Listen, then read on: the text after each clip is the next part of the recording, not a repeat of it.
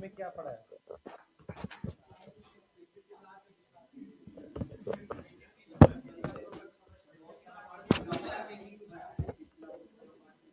पिछला क्या छोटा हुआ?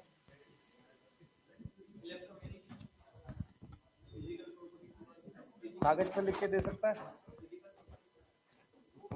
एक कागज पर लिख के मुझे दे दीजिए, ठीक है?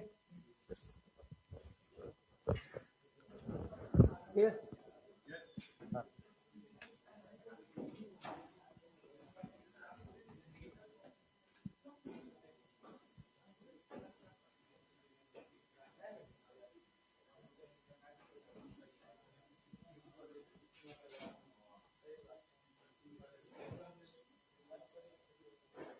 पर तुम्हें जितना मैंने कराया ना, उसमें से वो मैक्सिमम कवर हो रहा होगा। कार्बोहाइड्रेट मैंने बोला तो नहीं होगा, बाकी चीजें आप अपने आप रीड कर लो।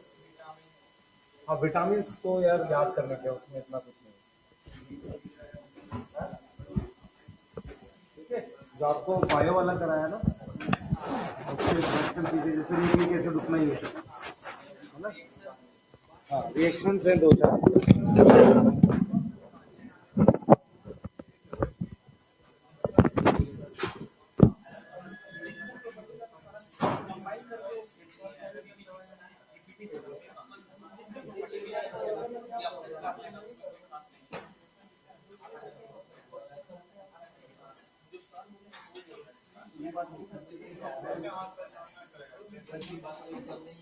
चलो भाई पढ़ते हैं।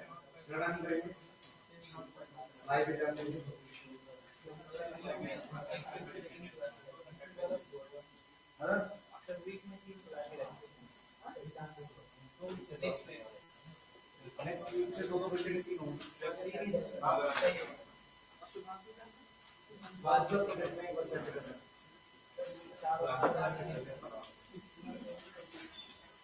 और मैं तुम लोगों की बात सुन के और वेट करता सजेशन को, पहले खत्म हो जाए फिर करवा और अगले साल मेरे को पता है आप लोग इतने साल से चीजें पढ़ाते हो, जानते हैं कैसे, ठीक है भैया?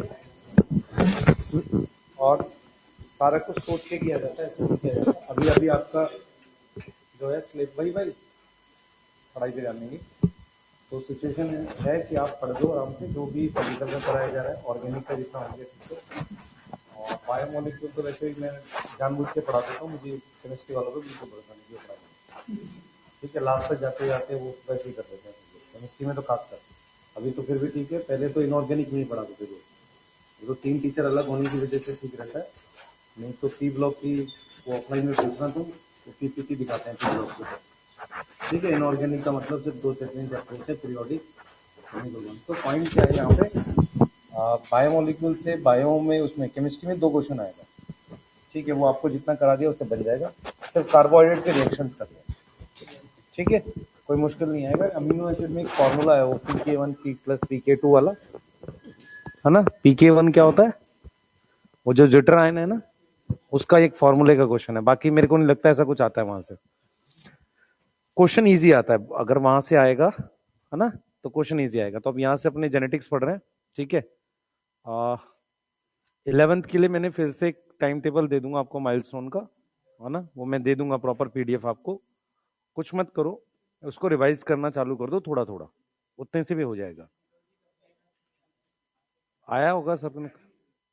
हाँ, स्टार्टिंग से मैं बोलता हूँ सर से ना, ठीक है? MD सर से बात करके कराते हैं जूलॉजी का भी। जल्दी आ जाओ भाई, जल्दी आ जाओ।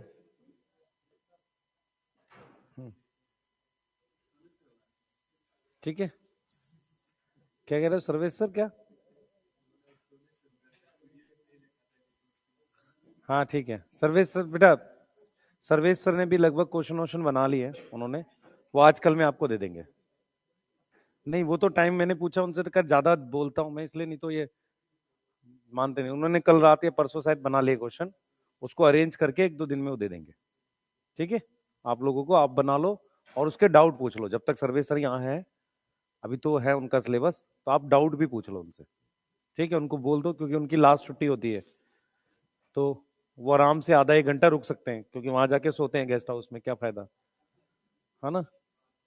सही है। तो आप लोग, हाँ ठीक है, हमने वो पढ़ा है क्या, जीनोम जेनेटिक मटेरियल, ये पढ़ा था लास्ट, ये क्वेश्चन करें देखें क्या है। हाँ,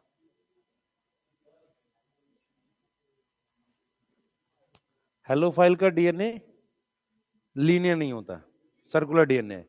बाकी डबल स्टैंडर्ड होगा, उस पर जीन होती है और वो कंडेंसेशन शो करता है। ठीक है। सेकेंड, हिस्टोन्स कहाँ प्रेजेंट होते हैं, दोनों पे होने चाहिए। हिस्टोन्स जो होती हैं क्रोमेटिन पर भी होती है और क्रोमोसोम पर भी होती है। Similarity between east and E coli DNA,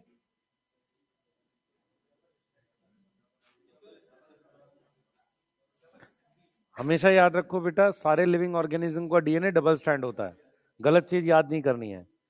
ठीक है, सारे लिविंग ऑर्गेनिज्म का डीएनए डबल स्ट्रैंड होता है। ठीक है, क्लियर है। सही है, किस वायरस लिविंग नहीं है पापियों। हाँ, तो हमारे पास single strand DNA present in virus. ठीक है, मुझे लग रहा है इस तरह के क्वेश्चंस आप लोग कर सकते हैं। ठीक है, पर ऐसे आएंगे नहीं, सिर्फ अंडरस्टैंडिंग के लिए, मतलब ऐसे क्वेश्चन उनको पसंद नहीं देना, क्योंकि इसमें थोड़ा बहुत दिमाग लगता है। ठीक है, आगे चलेंगे। हम लोग अपने जीन जेनेटिक मटेरियल वगैरह की बात की थी। ठीक है, हमने जीन को डिफाइन किया था, कल हमने जीन को डिफाइन किया था। ठीक है, लास्ट में किया था। बैक्टीरियल सेल है डीएनए हैव, हाँ भाई, बैक्टीरियल सेल के डीएनए पे क्या है,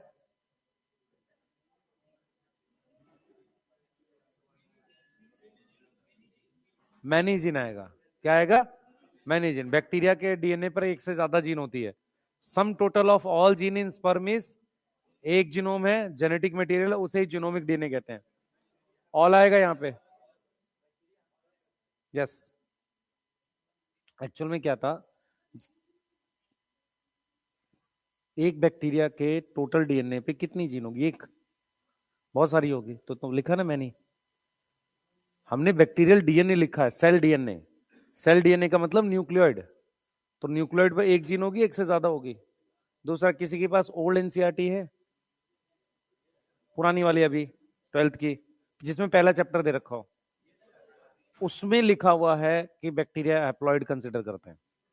तुम्हें क्या पता नहीं होगी ये बात, कहां लिखा हुआ है, ला मैं बता देता हूं। वो नॉर्मल बात है, कैसी मतलब जनरल से लिख दी उसने।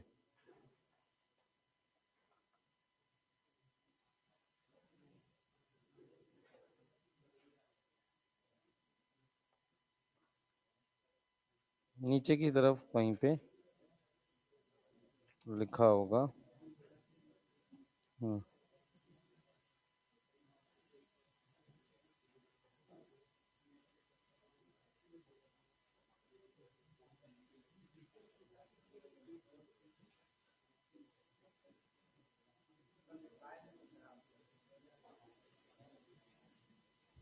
ठीक है, जिसके पास पुरानी एनसीईआरटी है, पेज 11 पे नीचे की तरफ लास्ट पैराग्राफ में मिल जाएगा, है ना। पुरानी एनसीईआरटी में लिखा हुआ है कि बैक्टीरिया में हैप्लॉइड कंसिडर करते हैं।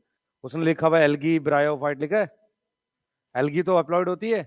मेन प्लांट बॉडी क्या है, गैमेटोफाइट। मेन प्लांट बॉडी क्या है, गैमेटोफाइट। ठीक है, ये क्या हुआ है, डेक्स ऐसे क्यों लगे हैं, है? हाँ, ये मैं नहीं बोला था, ये डेक्स ऊपर रखो, मानेंगे नहीं, नहीं तो ये ठीक है। टेबल लड़ेगा क्यों, अच्छा ये टीवी सर में लड़ रहा है,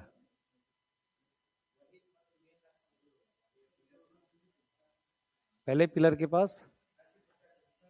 अरे ठीक है ना, क्या हो गया यार, आंख बंद करके थोड़ी चलता आदमी, नहीं।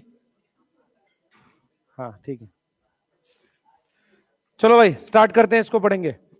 ये वाला एक टॉपिक है हमारे पास, how chromatin and chromosome vary. चलिए, सबसे पहले आपके पास बोर्ड पे ध्यान देंगे, सबसे पहले चीजों को देखते हुए चलते हैं फटाफट से। हाँ भाई, एम फेज में क्या विजिबल होता है, जी वन में क्या विजिबल होता है, जी टू में क्या विजिबल होता है, एस में क्या विजिबल होता है। हाँ भाई, जीवन में हमें क्या दिखता है, क्रोमेटिन, यस। जीवन में क्या दिखता है, क्रोमेटिन। एस में क्या दिखता है, क्रोमेटिन, यस। G2 में क्या दिखता है? क्रोमेटिन। क्रोमोसोम कब दिखता है? एम फेज में दिखता है। यहां तक कोई डाउट है किसी को? यहां तक तो कोई डाउट नहीं है। सबसे पहले पॉइंट वाइज आ रहे हैं। बैक्टीरिया की बात करते हैं। बोर्ड पे ध्यान रखो बेटा, अब पढ़ाई पे ध्यान दो, बहुत टाइम खराब कर लिया तुमने। अरे यार ये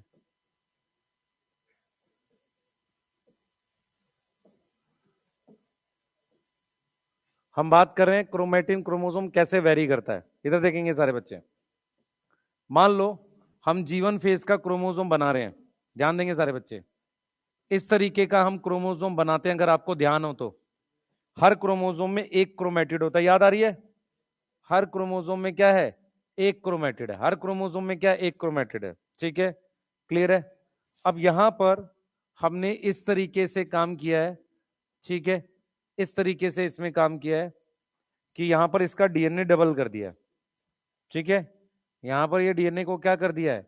डबल कर दिया है ऐसे। यस, क्लियर, सही है। तो ये हमारे पास G2 फेज का हो गया। ये हमारे पास क्या हो गया?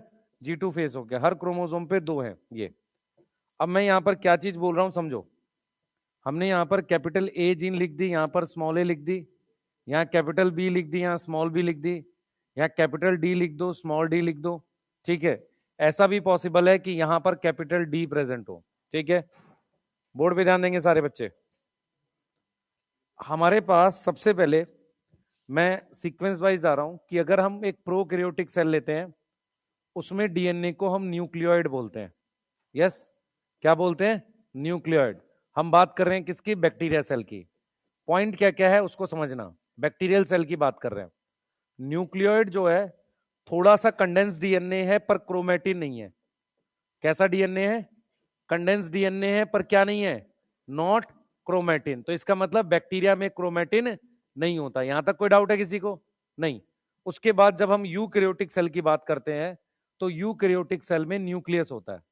अब इस न्यूक्लियस के अंदर अगर हमें क्रोमोसोम ड्रॉ करने हैं, ठीक है, इसके अंदर नॉर्मली हमारे पास ये क्रोमेटिन होता है।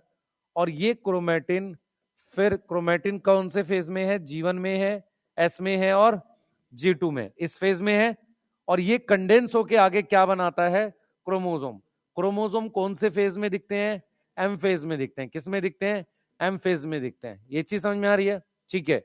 सेल डिवीजन रेयर इवेंट होता है। रेयर इवेंट का मतलब बहुत कम होता है सेल डिवीजन, कॉमन इवेंट नहीं है। इसीलिए नॉर्मली हम सेल्स का जो डीएनए लेते हैं वो G1 फेज का लेते हैं, क्योंकि G1 फेज से ही सेल परमानेंट होता है। मेरी बात समझो। अगर मैं आपसे कहता हूं कि किसी सेल जो है, कोई सेल है, वो उसका हमें में उसमें डीएनए देख रहे हैं, किसी नॉर्मल सेल की बात कर रहे हैं, तो हम उस सेल की बात करते हैं जो G1 फेज में होता है। वो किस फेज में होता है? G1 फेज में। मेरी बात समझ पा रहे हो? तो नॉर्मली हम किस सेल की बात कर रहे होते हैं? G1 फेज की।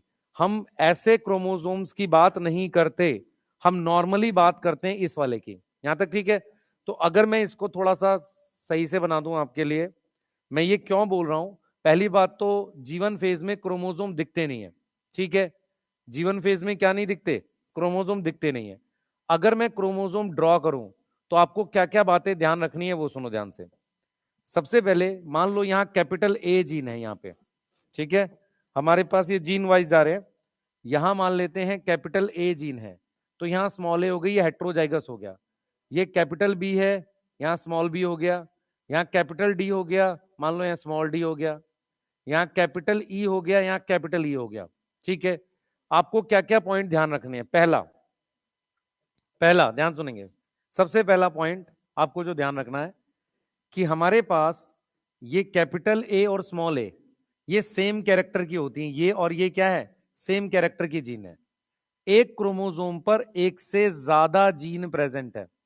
सही है, एक से ज्यादा जीन प्रेजेंट है। इसको मैं क्या बोलता हूं? इस एक सेट को क्या बोलता हूं? हैप्लॉइड।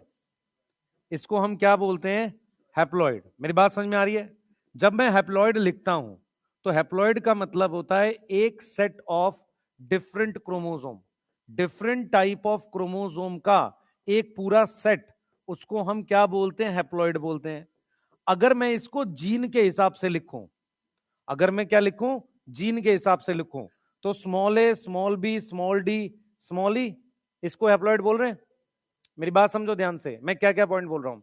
सबसे पहले मैं बोल रहा हूं कि आपको नॉर्मल सेल में क्रोमोसोम दिखते ही नहीं है, तो अगर आपको दिखेगा तो क्या दिखेगा, क्रोमेटिन दिखेगा। इतनी बात समझ में आ रही है। अब मैं यहां पर ये कह रहा हूं कि जब मैं हैप्लॉइड लिखता हूं, हैप्लॉइड का मतलब होता है अलग अलग तरह के क्रोमोसोम।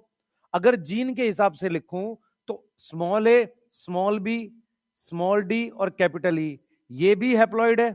यस, ये क्या है, हैप्लॉइड है। ऐसे ही मैं लिख सकता हूं capital A, capital B, capital D, capital E, ये भी क्या है, हैप्लॉइड है। क्या मेरी बात समझ में आ रही है, क्या मेरी बात समझ में आ रही है? ठीक है, इसका मतलब ये हुआ कि ये चीज हैप्लॉइड नहीं है। क्यों? क्योंकि ये दो अलग दो, इन दोनों की बात कर रहा है ये। क्लियर है? बोलो। तो अगर मैं आपसे पूछता हूं कि प्लांट, मान लो प्लांट हाइट एक कैरेक्टर है, अगर मैं किसी कैरेक्टर की बात करता हूं तो प्लांट हाइट मेरे पास क्या है, एक कैरेक्टर है। ठीक है, उसकी दो फॉर्म है मेरे पास, कैपिटल टी जो है एक उसकी जीन है, एक फॉर्म है, और स्मॉल टी उसकी एक ट्रेट बोल देते हैं। ये एक ट्रेट है, ये दूसरी ट्रेट है। तो अगर हैप्लॉइड होगा, फॉर हैप्लॉइड मेरे पास एक कैरेक्टर की एक ही ट्रेट होगी। एक कैरेक्टर की कितनी ट्रेट होंगी, एक कैरेक्टर की कितनी ट्रेट होंगी, सिंगल ट्रेट होंगी। क्या मेरी बात समझ आ रही है, क्या मेरी बात समझ में आ रही है? तो जब हम हैप्लॉइड की बात करते हैं या डिप्लॉइड की बात करते हैं, लिखने का तरीका समझो। अगर मैं ऐसे लिख रहा हूं, कैपिटल ए कैपिटल बी लिख रहा हूं, ये हैप्लॉइड है। Capital A capital B capital Y लिख रहा हूं, ये हैप्लॉइड है। क्योंकि मैंने ए वाले में सिर्फ एक लिखा है, लेकिन जैसे मैं ऐसे लिख दूं वैसे ये क्या बन जाता है, डिप्लॉयड बन जाता है। क्योंकि इस ए वाले के दो लिख दिए, बी वाले के दो लिख दिए, वाई वाले के दो लिख दिए। इसका सीधा मतलब है कि ये कैपिटल ए यहां है तो स्मॉल ए यहां है। यहां तक समझ में आ रहा है? बोलो। हैप्लॉइड का मतलब होता है एक set of different type of chromosome. इसको हम क्या बोलते हैं, एक जीनोम भी बोलते हैं। इसको हम क्या बोलते हैं, एक जीनोम भी बोलते हैं। किसी भी कैरेक्टर की अगर हम बात करते हैं, किसी भी कैरेक्टर की, सबसे पहले तो ये समझो, जीवन फेज में ऐसे क्रोमोसोम दिखते हैं, G2 फेज में ऐसे क्रोमोसोम दिखते हैं। मेरी बात समझ पा रहे हो? G2 फेज में उस तरह के क्रोमोसोम दिखते हैं। अब मैंने आपसे बोला कि जीवन फेज में आप अलग अलग तरह के क्रोमोसोम ले लो, अलग अलग तरह के, तो पेयर होता है ना ये, इसको हमने बोला। अब देखो, अगर मैं इसको ले लूं, ध्यान सुनेंगे, मैं इसको ले लूं तो ये डिप्लॉयड है। थोड़ा सा और आगे जाते हैं, एक स्लाइड और लेते हैं। ठीक है, हैप्लॉयड डिप्लॉयड को और क्लियरिटी से बताते हैं, ध्यान से देखेंगे सारे बच्चे। हमारे पास, रुक जा मैं लिखने का टाइम दूंगा अभी। हमारे पास ये एक क्रोमोसोम है, ध्यान से देखना, ये एक क्रोमोसोम है, एक ये क्रोमोसोम है, एक ये क्रोमोसोम है और एक ये क्रोमोसोम है। मैंने एक एक सिस्टर क्रोमेटिड बनाया है। तो मैंने कौन सी फेज का बनाया है, ये जीवन फेज का। यहां तक कोई डाउट है किसी को? नहीं। तो मैंने अगर यहां पर ध्यान से देखेंगे, मैंने यहां पर अगर कैपिटल ए जीन बनाई है, यहां स्मॉल ए, यहां कैपिटल आर बना दी, यहां स्मॉल आर बना दी, यहां कैपिटल वाई बना दी, यहां स्मॉल वाई बना दी, यहां कैपिटल डी बना दिया, यहां कैपिटल डी बना दिया, यहां स्मॉल ई बना दिया, यहां स्मॉल ई बना दिया, यहां कैपिटल एफ बना दिया, यहां स्मॉल एफ बना दिया। मैं सिर्फ क्या समझाने, क्या क्या पॉइंट्स बोल रहा हूं सुनो। इस एक साइड को हैप्लॉइड बोल रहे हैं, सही है? इस एक साइड को क्या बोल रहे हैं, हैप्लॉइड बोल रहे हैं। ठीक है, इस एक साइड को हैप्लॉइड बोल रहे हैं। अब डिप्लॉइड जो है, आप इसको भी बोल सकते हो, ठीक है, आप इसको भी डिप्लॉयड बोल सकते हो। डिप्लॉयड बोलने के लिए हर कैरेक्टर की दो दो फैक्टर या एलील होनी चाहिए। अभी एलील वर्ड यूज नहीं करेंगे ज्यादा, तो आपको ये समझना है कि हैप्लॉइड समझ में आ गया। ठीक है, अब डिप्लॉयड किसको बोलते हैं, डिप्लॉयड इसको बोलते हैं। अब ये जो लोकेशन होती है ना, पैरेलल लोकेशन, ये इसको कहते हैं लोकस। इसके लिए क्या वर्ड होता है, लोकस। तो लोकस जो होता है वो बिलोंग करता है एक कैरेक्टर को। किसको बिलोंग करता है, बिलोंग टू वन कैरेक्टर, किसी एक कैरेक्टर को बिलोंग करता है। यस, अगर मैं कहता हूं कि हैप्लॉइड है, तो हैप्लॉइड का मतलब हो गया कैपिटल टी। समझ में आ रहा है? सही है। तो इसका मतलब क्या हुआ कि एक लोकस पर हमारे पास एक जीन है ऑफ वन कैरेक्टर। यस, किसी एक कैरेक्टर की एक लोकेशन पर सिर्फ एक जीन है। और अगर मैं लिखता हूं डिप्लॉयड, तो डिप्लॉयड का मतलब हो गया कैपिटल टी स्मॉल टी। तो यहां पर एक लोकस पर मेरे पास कितनी जीन है? 2 जीन है किसकी? एक कैरेक्टर की। यस, एक कैरेक्टर की। क्या मेरी बात समझ में आ रही है? अगर मैंने चीज लिखी कैपिटल टी कैपिटल आर, तो यहां पर 2 लोकस इन्वॉल्व हैं, 2 लोकस या 2 कैरेक्टर इन्वॉल्व हैं, जिनकी एक एक जीन है। समझ में आ रहा है? जिनकी क्या है? सिंगल सिंगल जीन है। क्या मेरी बात समझ में आ रही है कि नहीं? देख लो ध्यान से, क्योंकि क्या होगा, आप हैप्लॉइड डिप्लॉइड में ही फंसे रहोगे। ये क्या है हमारे पास? ये हैप्लॉइड है। क्लियर है? अब ये जो चीज लिखी मैंने, ये जो चीज लिखी, ध्यान सुनेंगे, ये जो चीज लिखी है ऐसे मैंने, इसको मैंने क्या बोल दिया? डिप्लॉइड बोला, क्योंकि इस लोकस पर भी 2 हैं और इस लोकस पर भी कितनी है? 2। तो इसमें कितने लोकस हैं ये बताओ? 2 लोकस हैं। जब 2 लोकस होते हैं तो उसको लोकाई बोल देते हैं। मेरी बात समझो, जैसे जैसे हम न्यूक्लियस को न्यूक्लियाई बोलते हैं ना, प्लूरल, ऐसे ही 2 लोकस को हम क्या बोलते हैं? लोकाई बोल देते हैं। ये चीज समझ में आ रहा है? तो हमने यहां पर क्या लिख दिया? 2 लोकस लिख दिया। अब 2 लोकस का मतलब कितने कैरेक्टर हो गए? 2 कैरेक्टर हो गए। हर हर लोकस पर क्या है? हाँ, हर लोकस पर क्या है? 2 जीन है। हर लोकस पर क्या है? 2 जीन है। अब मैं अगर मान लो ऐसे लिख देता हूं, capital T capital T capital R capital R, मैं लिखूंगा 2 लोकस हैं, सही है, बोथ लोकस, सबसे पहले 2 लोकस हैं, उसके बाद ये डिप्लॉयड है, और दोनों लोकस होमोजाइगस है। बोथ लोकस क्या है? होमोजाइगस है। होमोजाइगस शब्द का मतलब समझ में आ रहा है आपको? है? होमोजाइगस का मतलब समझ में आ रहा है? Capital T capital T capital R capital R. मैं फिर रिपीट कर रहा हूं आपको। अगर मैं आपसे कह दूं, ध्यान से सुनो, मैं आपसे कह दूं इसमें लोकस काउंट करके दिखाओ, 1 2 3 4 5 6, 6 लोकस और 6 जीन प्रेजेंट हैं, तो इसका मतलब हैप्लॉइड है। 6 लोकस और 12 जीन प्रेजेंट है तो डिप्लॉयड है। समझ पा रहे हो मैं क्या बोल रहा हूं? ये चीज क्लियर है? बोलो, क्लियर है?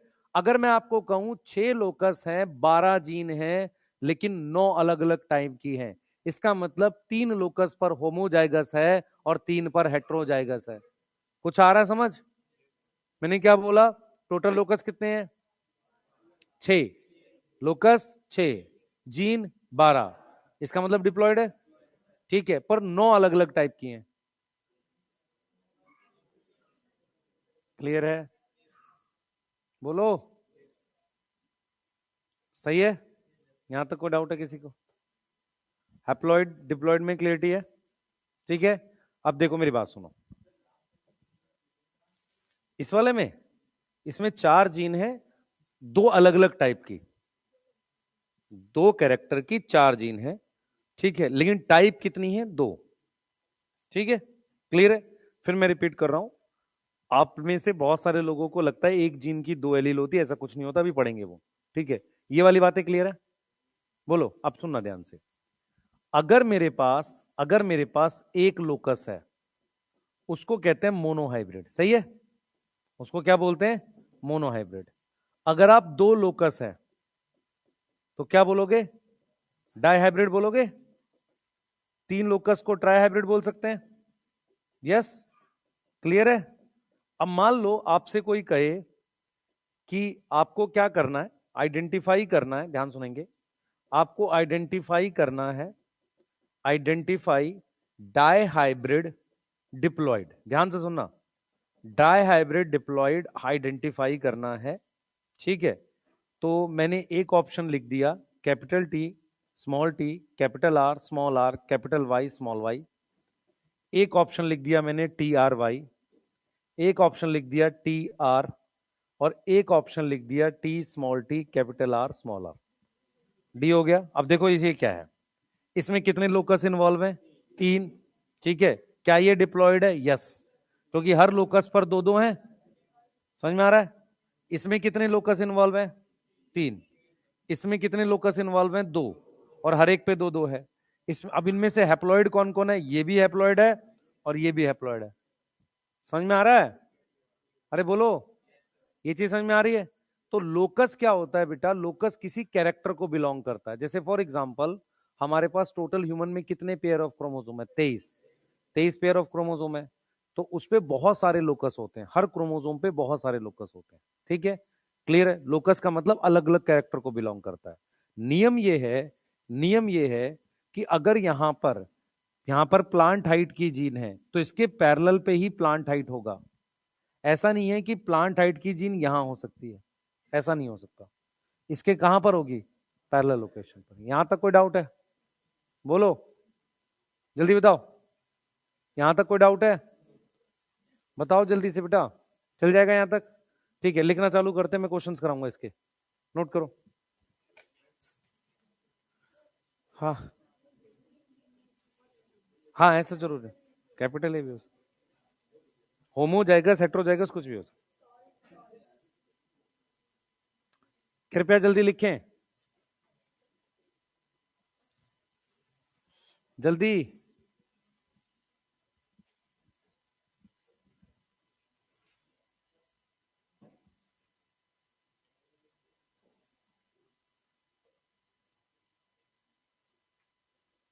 पेन नहीं लाया भाई तो?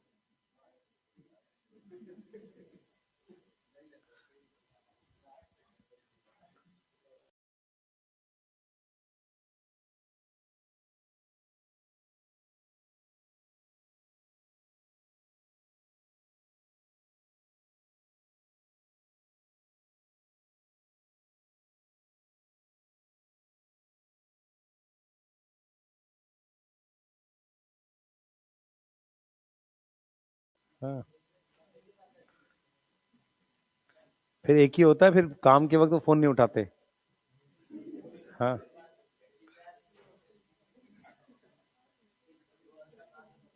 ठीक है, सही है, बढ़िया है। इस हिसाब से तो नेता बनेगा भाई। है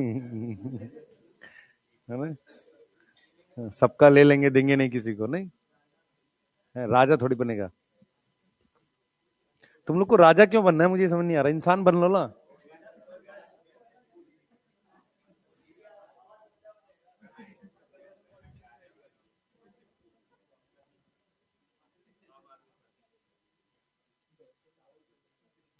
पढ़ाई करो, पढ़ाई। अभी जेनेटिक्स पढ़ो।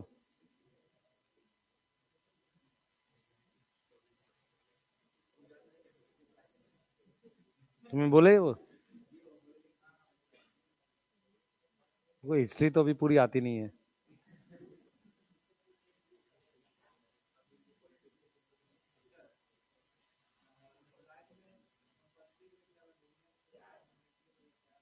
नहीं, कभी नहीं। कहाँ लिखा है मैंने ऐसा? ये देख, ये स्मॉल ए है, ये कैपिटल ई है। ये कोई लॉजिक थोड़ी है। हैप्लॉइड का मतलब दोनों में से एक। यस, लिख लिया सबने? तुम्हें समझ में आ रहा है हैप्लॉइड, डिप्लॉइड और डाई हाइब्रिड, मोनो हाइब्रिड किसे कहते हैं? क्लियर रखना, नहीं तो फंस जाओगे तुम क्वेश्चन में। लोकस समझ में आता है ना? एक क्वेश्चन करते हैं और जल्दी करो, क्वेश्चंस करेंगे इसके।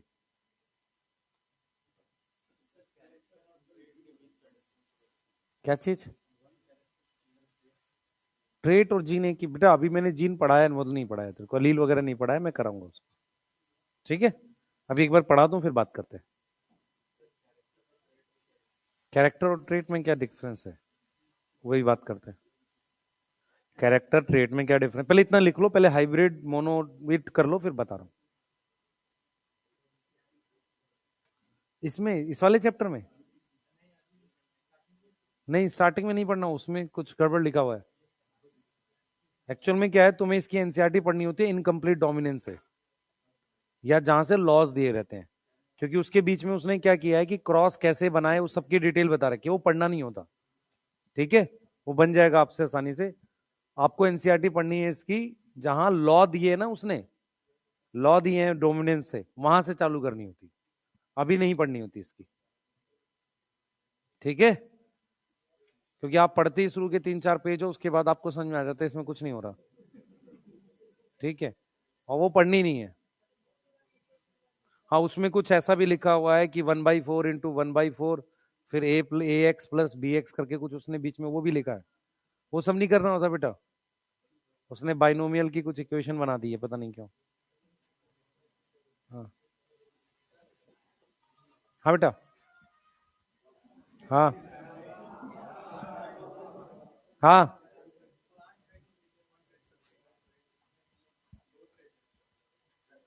अगर हैप्लॉइड है, मेरी बात सुन, ये कैपिटल डी और स्मॉल डी में से कैपिटल डी है ना ये, तो ये एक हैप्लॉइड में या तो डी होगा या स्मॉल डी होगा। तो एक कैरेक्टर की हमारे पास दो या दो से ज्यादा ट्रेट होती है। ट्रेट का मतलब फॉर्म होती है।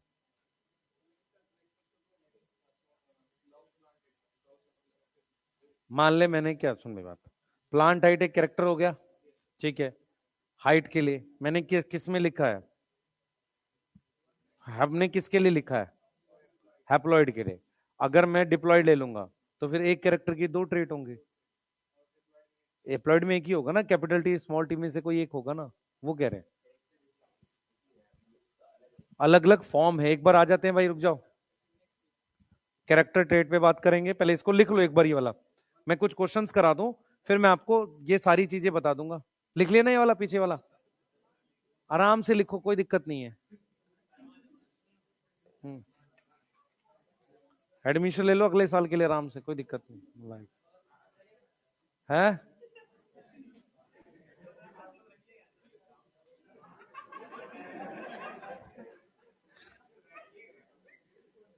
मैं जब हूं तब तो तू पढ़ नहीं रहा है नहीं, जब मैं हूं तब पढ़ना, हाँ तभी पढ़ना है। और फिर दूसरी चीज समझ ध्यान से, मैं बार बार बोल रहा हूं, वो बच्चा कभी सिलेक्ट नहीं होगा जो जिस साल पढ़ते हुए अगले साल का प्लान बना रहा होता है। वो कभी सिलेक्ट ही नहीं, अगले साल भी नहीं होगा। क्या होगा मैं बताता हूँ, आप में से मैं रियलिटी बता रहा हूँ। आप में से बहुत सारे बच्चों को लग रहा होता है कि शायद यार अगले साल अगर देखेंगे तो इससे ज्यादा मेहनत करेंगे।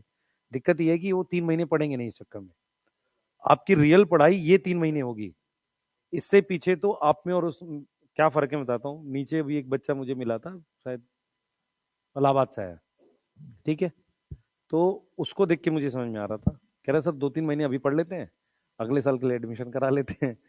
तो जब तुम आए थे स्टार्टिंग में, तुम में और उसमें बिल्कुल समानता है, ठीक है। अभी तुम्हें ये समझ में आ गया, ये पढ़ना है, इतना पढ़ना है, यहां से आएगा, ये चीजें क्लियर हो गई है, कुछ कुछ पढ़ भी लिया है। 3 महीने पूरा एफर्ट कर लो, तो तुम मान लो हल्के से भी रहा अगर, तो हो पाएगा, नहीं तो नहीं होगा। समझो मैं क्लियर हूं एक बार। आप में से जो उल्टे सीधे प्लान बना रहे हो ना कि नहीं ये बायो कर लेते हैं, केमिस्ट्री हो गई, फिजिक्स बाद में करेंगे, अगर वो नहीं होगा सिलेक्शन, उसको लगते हैं 4-5 साल। फिर वो क्या होता है, वो मतलब वो बन जाते हैं उस पर्टिकुलर हॉस्टल के बड़े भैया, है ना, जो 5 साल से खुद दे रहे हैं, जो गौरी भैया थे उसमें 12th पास में, 12th फेल में, हाँ ठीक है। तो वो वाला हाल हो जाता है। मैं इसलिए कह रहा हूं कि ये एफर्ट जो है ना 3 महीने का, पूरा पूरी जान से लगाओ, नहीं तो नहीं बनेगा कुछ। सही, तुम्हें अभी रियल अभी तक सिर्फ ये पता पता चला है, सिलेबस ये होता है, ये चीजें समझ आती हैं, ये चीजें पढ़नी होती है, कुछ टेस्ट में नंबर आते हैं, कुछ सब्जेक्ट समझ में आया है। अब ये सारा इकट्ठा करना है 3 महीने में, जो इकट्ठा कर पाएगा उसको इकट्ठा समेटना आ जाएगा। वो आना बहुत जरूरी है कॉम्पिटेटिव एग्जाम में। बस इतनी सी बात है। पढ़ाई कर रहे हैं, मार्क्स नहीं आ रहा इसका मतलब नहीं पढ़ रहा ना, तो समझ नहीं रहा बात। ठीक बेटा, मैं बिल्कुल क्लियर हूँ, मैं तेरे को क्लियर बता रहा हूं। मैं मार्क्स नहीं आ रहे हैं इसका मतलब क्या है, पढ़ाई का मतलब तुम लोग लेक्चर देखने को कहते हो।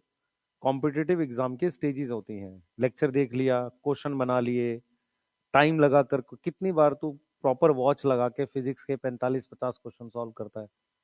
कोई भी नहीं करता तुम में से। अपना कान में लीड लगा के मस्ती में कर रहे हैं, अभी 2 घंटा फिजिक्स कर लेते हैं, ऐसे कब कौन सी तैयारी होगी? कॉम्पिटिटिव एग्जाम है भाई, हर फैक्टर को परफेक्ट करना है। दिक्कत क्या है, जितने लाख बच्चे बैठे हैं, हर चीज परफेक्ट करनी है। परफेक्ट मतलब सिलेबस भी पूरा करना है, क्वेश्चन भी बनाने हैं, टाइम लगा के बनाना है। वहां तुम सही सोच रहे हो, एक वो तब होगा ना जब तुम घर पे सही सोचोगे, नहीं तो वहां नहीं सही सोचेगा भाई, बिल्कुल 100% श्योर हो। ठीक है, मैं इसलिए तेरे को बोल रहा हूं, ये तुमने जो पढ़ा पीछे, बहुत सारे बच्चों ने बहुत मेहनत करी, ये वेस्ट नहीं जाता, ये तुम्हें डायरेक्शंस पे लाता है सही। ठीक है, अब तुम अगर कभी, क्या नाम है, उन बच्चों से मिलोगे जो पहली बार चालू कर रहे होंगे, तुम्हें ये डिफरेंस फील होगा, यार उन्हें कुछ पता है, कैसी अजीब सी बात करता रहता है। वो कह रहा है कि मैं अगर वन शॉट से पूरा का पूरा जेनेटिक्स देख लूं, तो सिर्फ थ्योरी देख लूं तो हो जाएगा। तो जब तुम पूरा चैप्टर पढ़ लोगे तुम्हें कहे यार इसको तो पिटाई करना चाहिए। पॉइंट ये आ तुम्हें भी उतना ही रहा है, लेकिन तुम्हें ये समझ में आ गया क्या करना है। तो 3 महीने मेहनत करके उनका सिलेक्शन होता है जिनको पता है डायरेक्शन, उनका नहीं होगा जो जिनको पता भी नहीं क्या करना है। जैसे सबसे सेफ कौन है? जिसको पता ही नहीं सिलेबस क्या है, क्योंकि उसका तो होना ही नहीं है। समझ इस बात को। तुम्हें डर लगना, तुम्हें डाउटफुल होना तब हो जब तुम उस रेस में हो। तो अभी भी है, टाइम है, कर लो और अपना 200% एफर्ट रखो। मतलब नहीं तो क्या होगा, आप रिग्रेट करते रहोगे कि यार थोड़ा और कर लेते, थोड़ा और कर लेते। हमारे इंडियन सिस्टम में सबसे ज्यादा खराब चीज क्या है? इसके बाद फिर सिर्फ बीएससी है, बीच में कुछ नहीं है। जैसे क्या है भाई, ये बहुत अच्छा एग्जाम के लिए पढ़ रहे थे, उसके बाद सीधे बीएससी है। अच्छा, बीएससी वो भी कर रहा है जिसको सिर्फ फॉर्मूला पता है करंट इलेक्ट्रिसिटी का, या 2-4 चीजें आती हैं डेफिनेशन, वो भी वही कर रहा है और तुम भी वही कर रहे होगे। ठीक है, इसका फायदा कब मिलेगा? जब एमएससी का एंट्रेंस देने जाएंगे या कोई एंट्रेंस देंगे, वहां फायदा मिलेगा। पर तब तक तुम राइट पाथ पे हो ये पता ही नहीं। 2 साल पढ़ी ही नहीं है, बीएससी में चले गए, घूम रहे हैं, अपना मौज कर रहे हैं। समझो मैं क्या कहना चाह रहा हूँ। तो गैप बहुत है, कोई बीच में नहीं है कि जैसे मेडिकल के जस्ट नीचे कुछ हो, वो नहीं मिला तो चलो वो अच्छा है। गैप बहुत बड़ा है। ऐसे ही यूपीएससी के साथ है, या तो यूपीएससी है या बीपीएससी है, उसके बाद नीचे कुछ नहीं है दूर दूर तक। वो जो एग्जाम्स हैं वो वैसे नहीं है जो मतलब, हाँ जो अच्छी सैलरीज दें अगर आप बहुत मेहनत करते हो। उसके बाद वो एग्जाम वही है जिनकी पे बहुत कम है, गवर्नमेंट एग्जाम। उसमें फिर वही रास्ता है करप्शन, वो हटा दो अगर, तो खाने भर का पैसा नहीं है ठीक से। मैं जेन्युइन बता रहा हूँ आपको मैं। हाँ, गवर्नमेंट गवर्नमेंट सैलरीज नहीं है भाई। आपको मैं रियलिटी बताऊं, गवर्नमेंट सैलरीज बहुत कम है। अब तुम बिहार में रह के कहो कि नहीं बहुत है, तो फिर मैं क्या ही बोलूंगा। ठीक है ना? हाँ, अब तुम कहोगे सबसे ज्यादा उसी में है नहीं? तो उस तरीके से चले आगे। कहाँ कैपिटल ही होगा ये?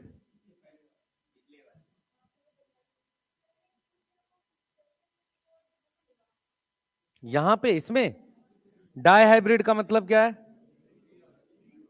2 लोकस, तो 2 लोकस तो इसमें है, 2 लोकस इसमें है, और किसी में है ही नहीं।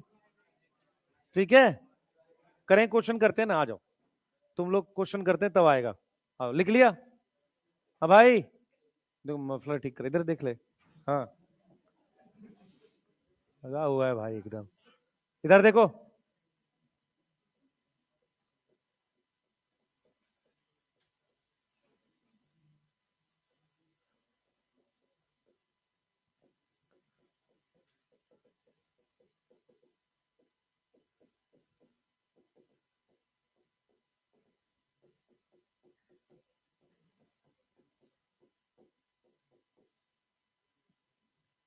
ये ठीक है, ऑल आएगा। अच्छा, इधर देखना, इधर देखना। जीनोटाइप क्या होता है? जीनोटाइप, जीन में क्या फर्क होता है? जीनोटाइप और जीन में, हाँ भाई, हाँ तो जीनोटाइप ऑफ, हमें दे रखा है of vegetative cell, capital T, capital R, capital Y, which is true, which is true? A triploid, B 3 locus, C haploid, और D both B and C. इधर देखो, मेरी बात सुनो। लोकस अलग अलग कैरेक्टर का होता है। कितने लोकस हो गए? 3 लोकस हो गए। सही है, लोकस कितने हो गए? 3 हो गए। हाँ भाई, काउंट करो। तो 3 लोकस है और ये हैप्लॉइड है, सबके एक एक प्रेजेंट है, और वेजिटेटिव सेल हैप्लॉइड होता है। ठीक है, अब जरा मुझे इसमें से बताना कि ट्रिप्लॉइड कौन सा है। ध्यान से देखना, ट्रिप्लॉइड कौन कौन सा है इसमें से।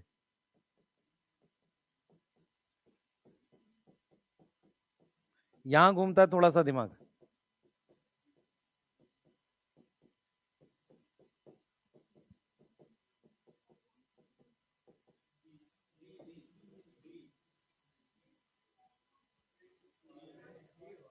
बेटा लोकस कितने हैं? 3 लोकस हैं, हर एक पे 2-2 हैं। ये डिप्लॉइड है, ये क्या है? ध्यान से देखो, लोकस कितने हैं? 3। लोकस कितने हैं पहले वाले में? 3 लोकस हैं और हर एक पर 2-2 हैं। डिप्लॉयड ऐसे डिसाइड होता है। इस पे लोकस कितने हैं? 3। ये हैप्लॉयड है, ठीक है। इस पे 2 लोकस हैं पर यहां पर 3 है, यहां 2 है, ये कुछ मिक्स है। ये देखो, ये ट्रिप्लॉयड है, ये 2 लोकस का ट्रिप्लॉयड है, ठीक है। बोलो,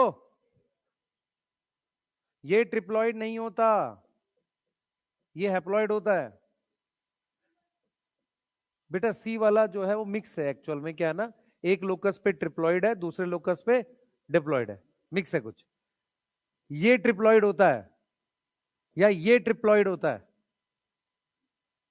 समझ में आ रहा है? ट्रिप्लॉयड का मतलब एक कैरेक्टर की कितनी जीन? 3। इसको ट्रिप्लॉयड कहते हैं। किसको डाउट आ रहा है इसमें क्वेश्चन में? अभी भी एक और करते हैं।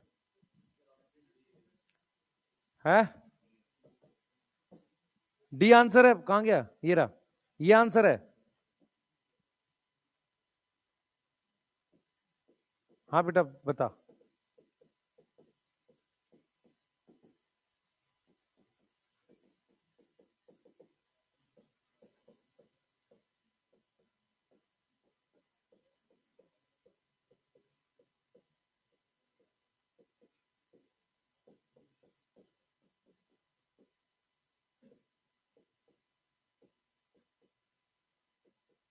हाँ भाई,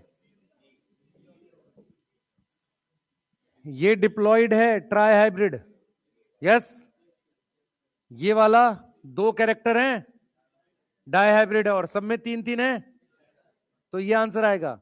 ये हैप्लॉयड है, ये अब क्वेश्चन देखो ऐसा आ रहा है, which is possible genotype of endosperm, possible genotype of endosperm. मैं जरा लिखने की कोशिश करता हूं, देखें जरा आप। मैंने ये लिख दिया, मैंने लिख दिया ये, मैंने लिख दिया ये, और मैंने लिख दिया यहां पर, आपको पता है एंडोस्पर्म 3n होता है, इधर सुनो, एंडोस्पर्म 3n होता है, ये 2n है, ये n है। अब ये और ये दोनों हो सकता है। अब इन दोनों में भी अगर आप ध्यान से देखो, ये पोलर न्यूक्लियस आएगा, ये पोलर न्यूक्लियस आएगा, ये मेल गैमेट आएगा। बेटर ये है। समझ में आ रहा है? अरे किसी को समझ में आया? पोलर न्यूक्लियस जेनेटिकली सेम होता है,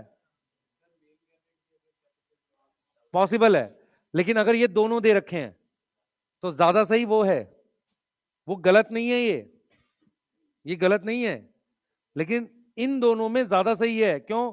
क्योंकि ये 2 पोलर न्यूक्लियाई से ले आओ और ये मेल गैमेट से ले आओ, ऐसे ही होता है ना, ठीक है। ये चीज समझ में आ रही कि नहीं? बोलो। तो ट्रिप्लॉइड एंडोस्पर्म क्या है? 3n। तो 2n 3n n आपको दिखना चाहिए प्रॉपर तरीके से। कुछ बच्चों को दिक्कत होती है इसमें भी। ये अगर लिखा हुआ है, ध्यान सुनेंगे, ये अगर लिखा हुआ है, ये ट्रिप्लॉइड नहीं है, ये डिप्लॉइड है पर ट्राई हाइब्रिड है। समझ आ रहा है? ये डिप्लॉइड है, ट्राई हाइब्रिड है, ठीक। अब ये लिख लो, हम मैं जीन वो पढ़ा रहा हूं आपको, क्या नाम है, कैरेक्टर, ट्रेट, एलील, इनके बारे में पढ़ा रहा हूं, सही है, इनके बारे में पढ़ाने जा रहा हूं। कैरेक्टर किसे कहते हैं, जीन किसे कहते हैं, एलील किसे कहते हैं, फिर हम उसका मेंडल वाला प्रॉपर तरीके से स्टार्ट करेंगे, ठीक है। क्लियर?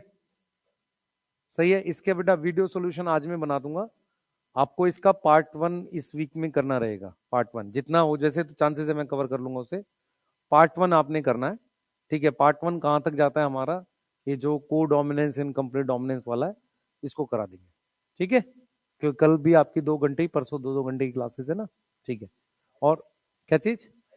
हाँ, बायो की तो नॉर्मल 2 घंटे चलती है ना, थर्सडे फ्राइडे। आज भी था, लेकिन वो सर को क्लास लेनी है ना, है। आज खत्म नहीं होगा तो नहीं होगा भाई। देख मैं तेरे को एकदम क्लियर हूं, मैं अपनी क्लासेस किसी को नहीं देता, चाहे कोई हो, ठीक है, चाहे कोई हो।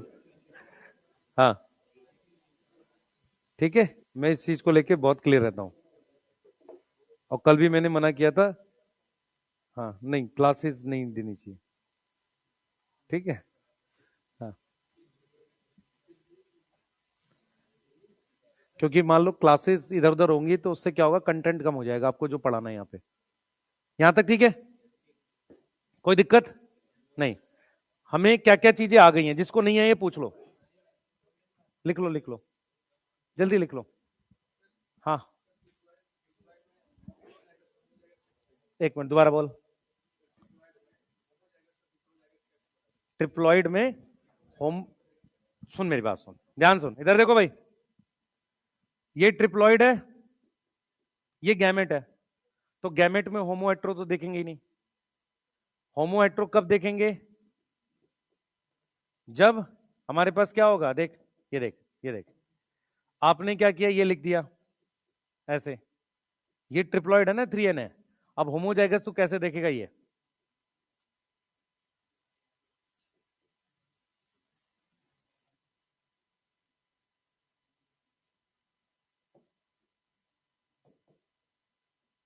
मान ले तूने ये बना दिया,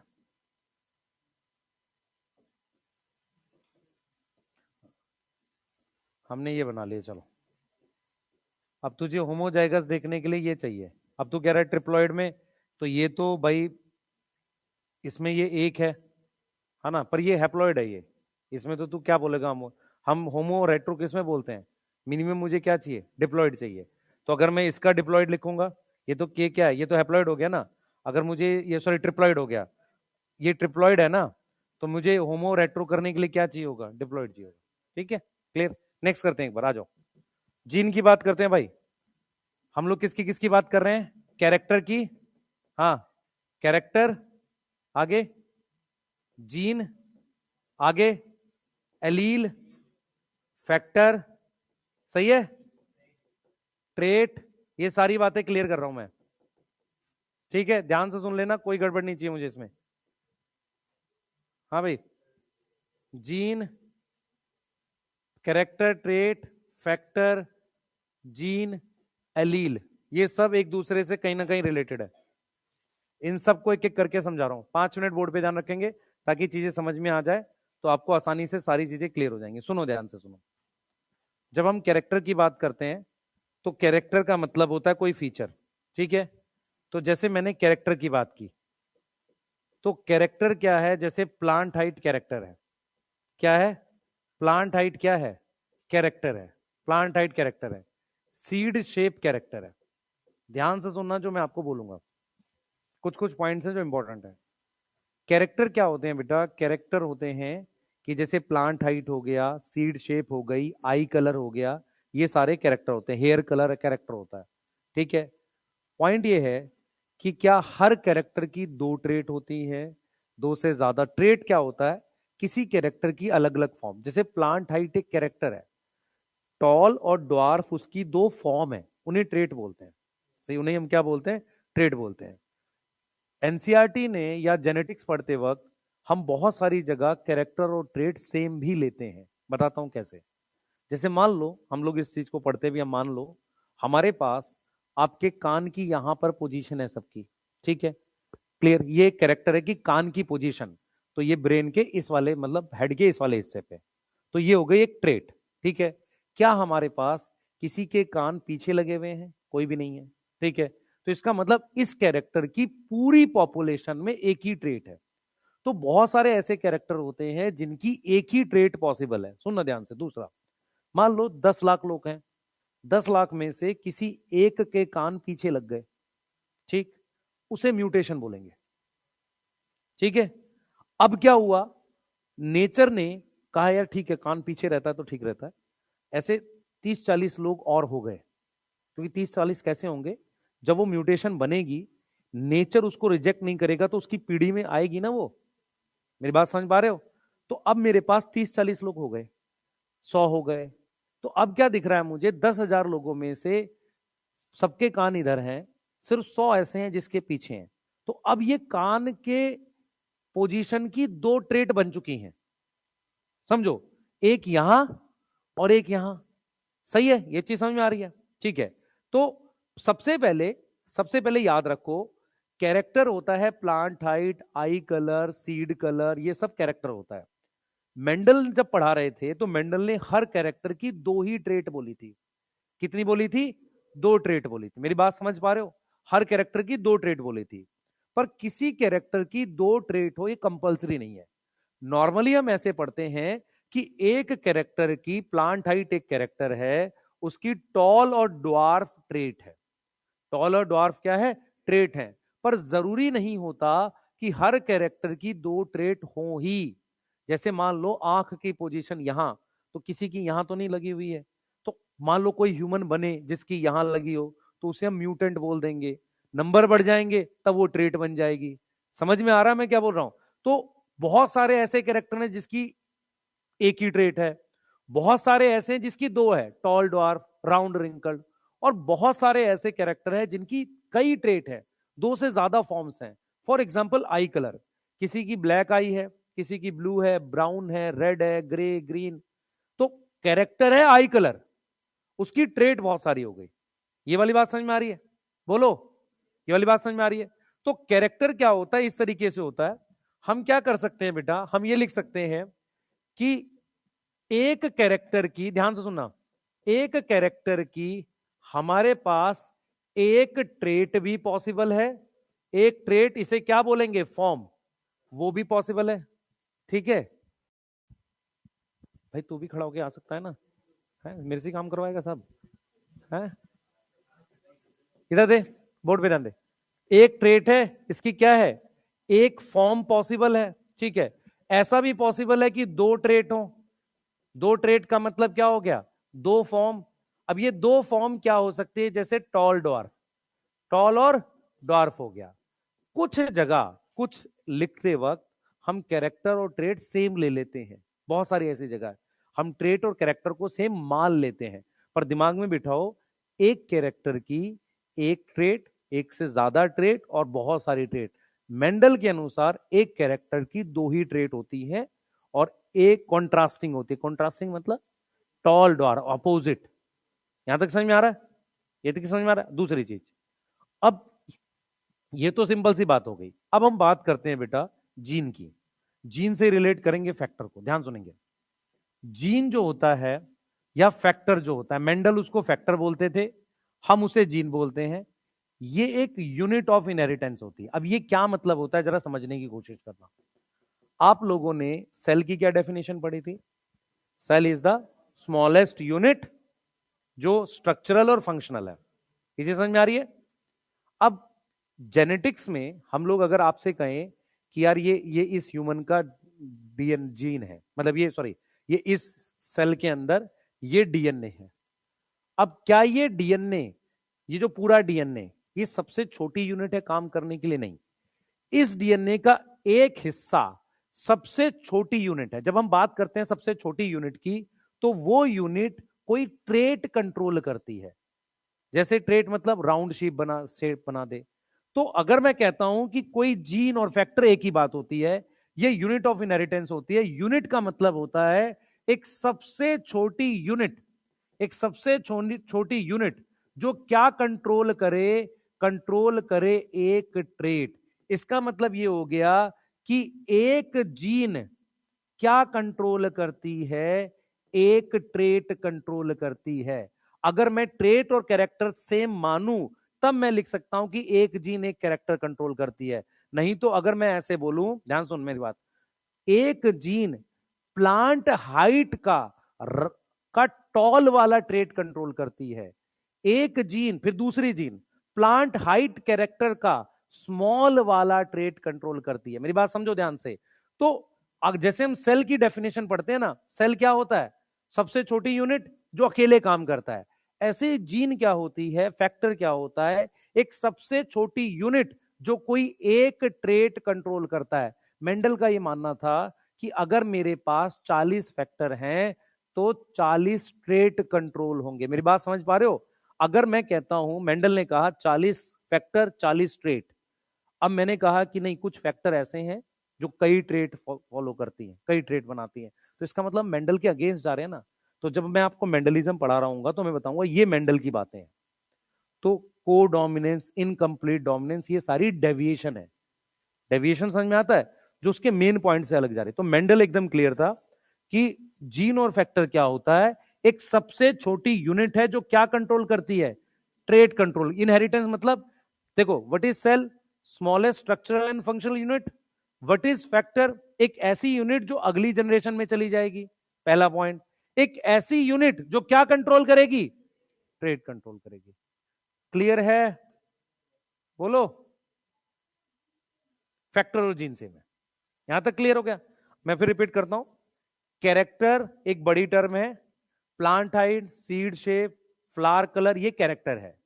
उसकी एक ट्रेट भी हो सकती है, दो भी हो सकती है, बहुत सारी है। मेंडल के अनुसार कितनी थी? सिर्फ दो, और दोनों कॉन्ट्रास्टिंग थी। सही है। हमारी बॉडी में बहुत सारे ऐसे कैरेक्टर हैं जिनकी क्या है? एक ही ट्रेट है, क्योंकि दूसरी ट्रेट से वो जिंदा नहीं रहता होगा। अगर मैं आपसे पूछूं क्या कान की पोजीशन की कभी ट्रेट बनी नहीं होगी? बनी होगी, वो जिंदा ही नहीं रहेगा। मेरी बात समझ में आ रही है? नेचर ने रिजेक्ट कर दिया तो वो ट्रेट कैंसिल हो गई। ऐसा कैसे हो सकता है कि नहीं बनी होगी? हो ही नहीं सकता। समझ पा रहे हो मैं क्या बोल रहा हूं? अगर वो जिंदा नहीं रहा, या वो बच्चा पैदा ही नहीं हुआ जिसके कान यहां नहीं थे, तो ट्रेट हमें दिखी नहीं। क्लियर है? मेरी बात समझ पा रहे हो? हम पॉसिबिलिटी पे ट्रेट नहीं बनाते, जो दिखती है उस पे बनाते हैं। क्लियर है? यहां तक समझ में आ गई? अब आओ थोड़ी सी और क्लियरिटी पे आते हैं। हाँ बेटा, दो। अब आते हैं इसी पे आ रहे हैं। अरे बात तो, दो जीन दो ट्रेट है भाई। इधर देख, तू क्या कंफ्यूज कर रहा है? एक कैरेक्टर है, देखता चल, अभी वही लिख रहा हूं। एक कैरेक्टर है प्लांट हाइट, सही है? प्लांट हाइट क्या है? कैरेक्टर है, ठीक है। टॉल क्या है? ट्रेट, सही है। ड्वार्फ क्या है? ट्रेट, सही है। अब मेरी बात सुनियो, कैपिटल टी क्या है? जीन है, जो कंट्रोल कर रही है ट्रेट को, जो टॉल है। अब समझ में आ रहा है? कैपिटल टी ट्रेट नहीं है। कैपिटल टी वो जीन है जो टॉल ट्रेट को कंट्रोल कर रही है। ये चीज समझ में आ रही है? वैसे तू टी और ट्रेट सेम लिख सकता है। स्मॉल टी क्या है? जीन है जो कंट्रोल कर रही है कौन सी ट्रेट? ड्वार्फ ट्रेट को, ट्रेट ड्वार्फ। तो एक कैरेक्टर की ये दो ट्रेट है, यस और नो? क्लियर है? अगर मैं आपसे कहता हूं कि कोई ऑर्गेनिज्म डिप्लॉयड है, अगर कोई ऑर्गेनिज्म डिप्लॉयड है, ध्यान से सुनेंगे, मैंने यहां पर लिख दिया कैपिटल आर स्मॉल आर, तो इसमें कितनी जीन है? दो जीन है। कितने फैक्टर हैं? दो फैक्टर हैं, यस और नो? ठीक है। कितनी ट्रेट हैं? दो ट्रेट हैं, यस। कितनी ट्रेट है? दो ट्रेट है। मेरी बात समझ में आ रही है? दो ट्रेट कैसे हैं? आर देगा राउंड, ये देगा रिंकल्ड, ठीक है? बोलो। ठीक है? क्लियर है? क्लियर। अब मेरी बात सुनो ध्यान से। अब अगर मैं ऐसे लिख रहा हूं, कैपिटल आर, इसमें दो जीन है, ठीक है, दो फैक्टर हैं, लेकिन लेकिन इस वाले से अलग करने के लिए इसमें यहां सिमिलर लिख सकते हैं, यस, या सेम या सिमिलर लिख सकते हैं। मेरी बात समझ में आ रही है? तो होमोजाइगस का क्या मतलब होता है? कि जो दो जीन है या दो फैक्टर हैं वो दोनों क्या है? सिमिलर है, सही है। देखो क्या बोला था उसने, law of dominance. In dissimilar pair of factor, dissimilar pair of factor, ये हो गया डिसिमिलर पेयर ऑफ फैक्टर, सही है। एक डोमिनेंट है, दूसरा रिसेसिव है, ये है law of dominance. In dissimilar pair of factor, this is similar pair of factor, yes, ठीक है। अब असली कहानी पे आते हैं, एलील और जीन क्या होती है, पहले सुनना ध्यान से, तो आपको बातें समझ में आएंगी। एक्चुअल में क्या हुआ था, एलील वर्ड क्यों बनाना पड़ा, जीन ही क्यों नहीं रखा हमने? हुआ क्या था, हमें यह समझ में आता है कि जैसे मान लो आपका ये ह्यूमन ए है, कोई भी ह्यूमन है, इसका ये मान लो फिफ्थ क्रोमोसोम है, पांचवां क्रोमोसोम है। फिफ्थ क्रोमोसोम समझ में आता है? नंबर होते हैं क्रोमोसोम के ना। इसकी इस लोकेशन पर ब्लैक आई के लिए जीन है, ब्लैक आई के लिए। यहां पर भी क्या है? ब्लैक आई के लिए। अब मैं जो आपको समझाऊंगा समझना। तो जो ब्लैक आई है उसकी ये जीन है, ये ब्लैक आई की जीन है, समझना इसको। इसमें म्यूटेशन हुई, ये ब्लैक आई की जीन है, ये किसकी जीन है?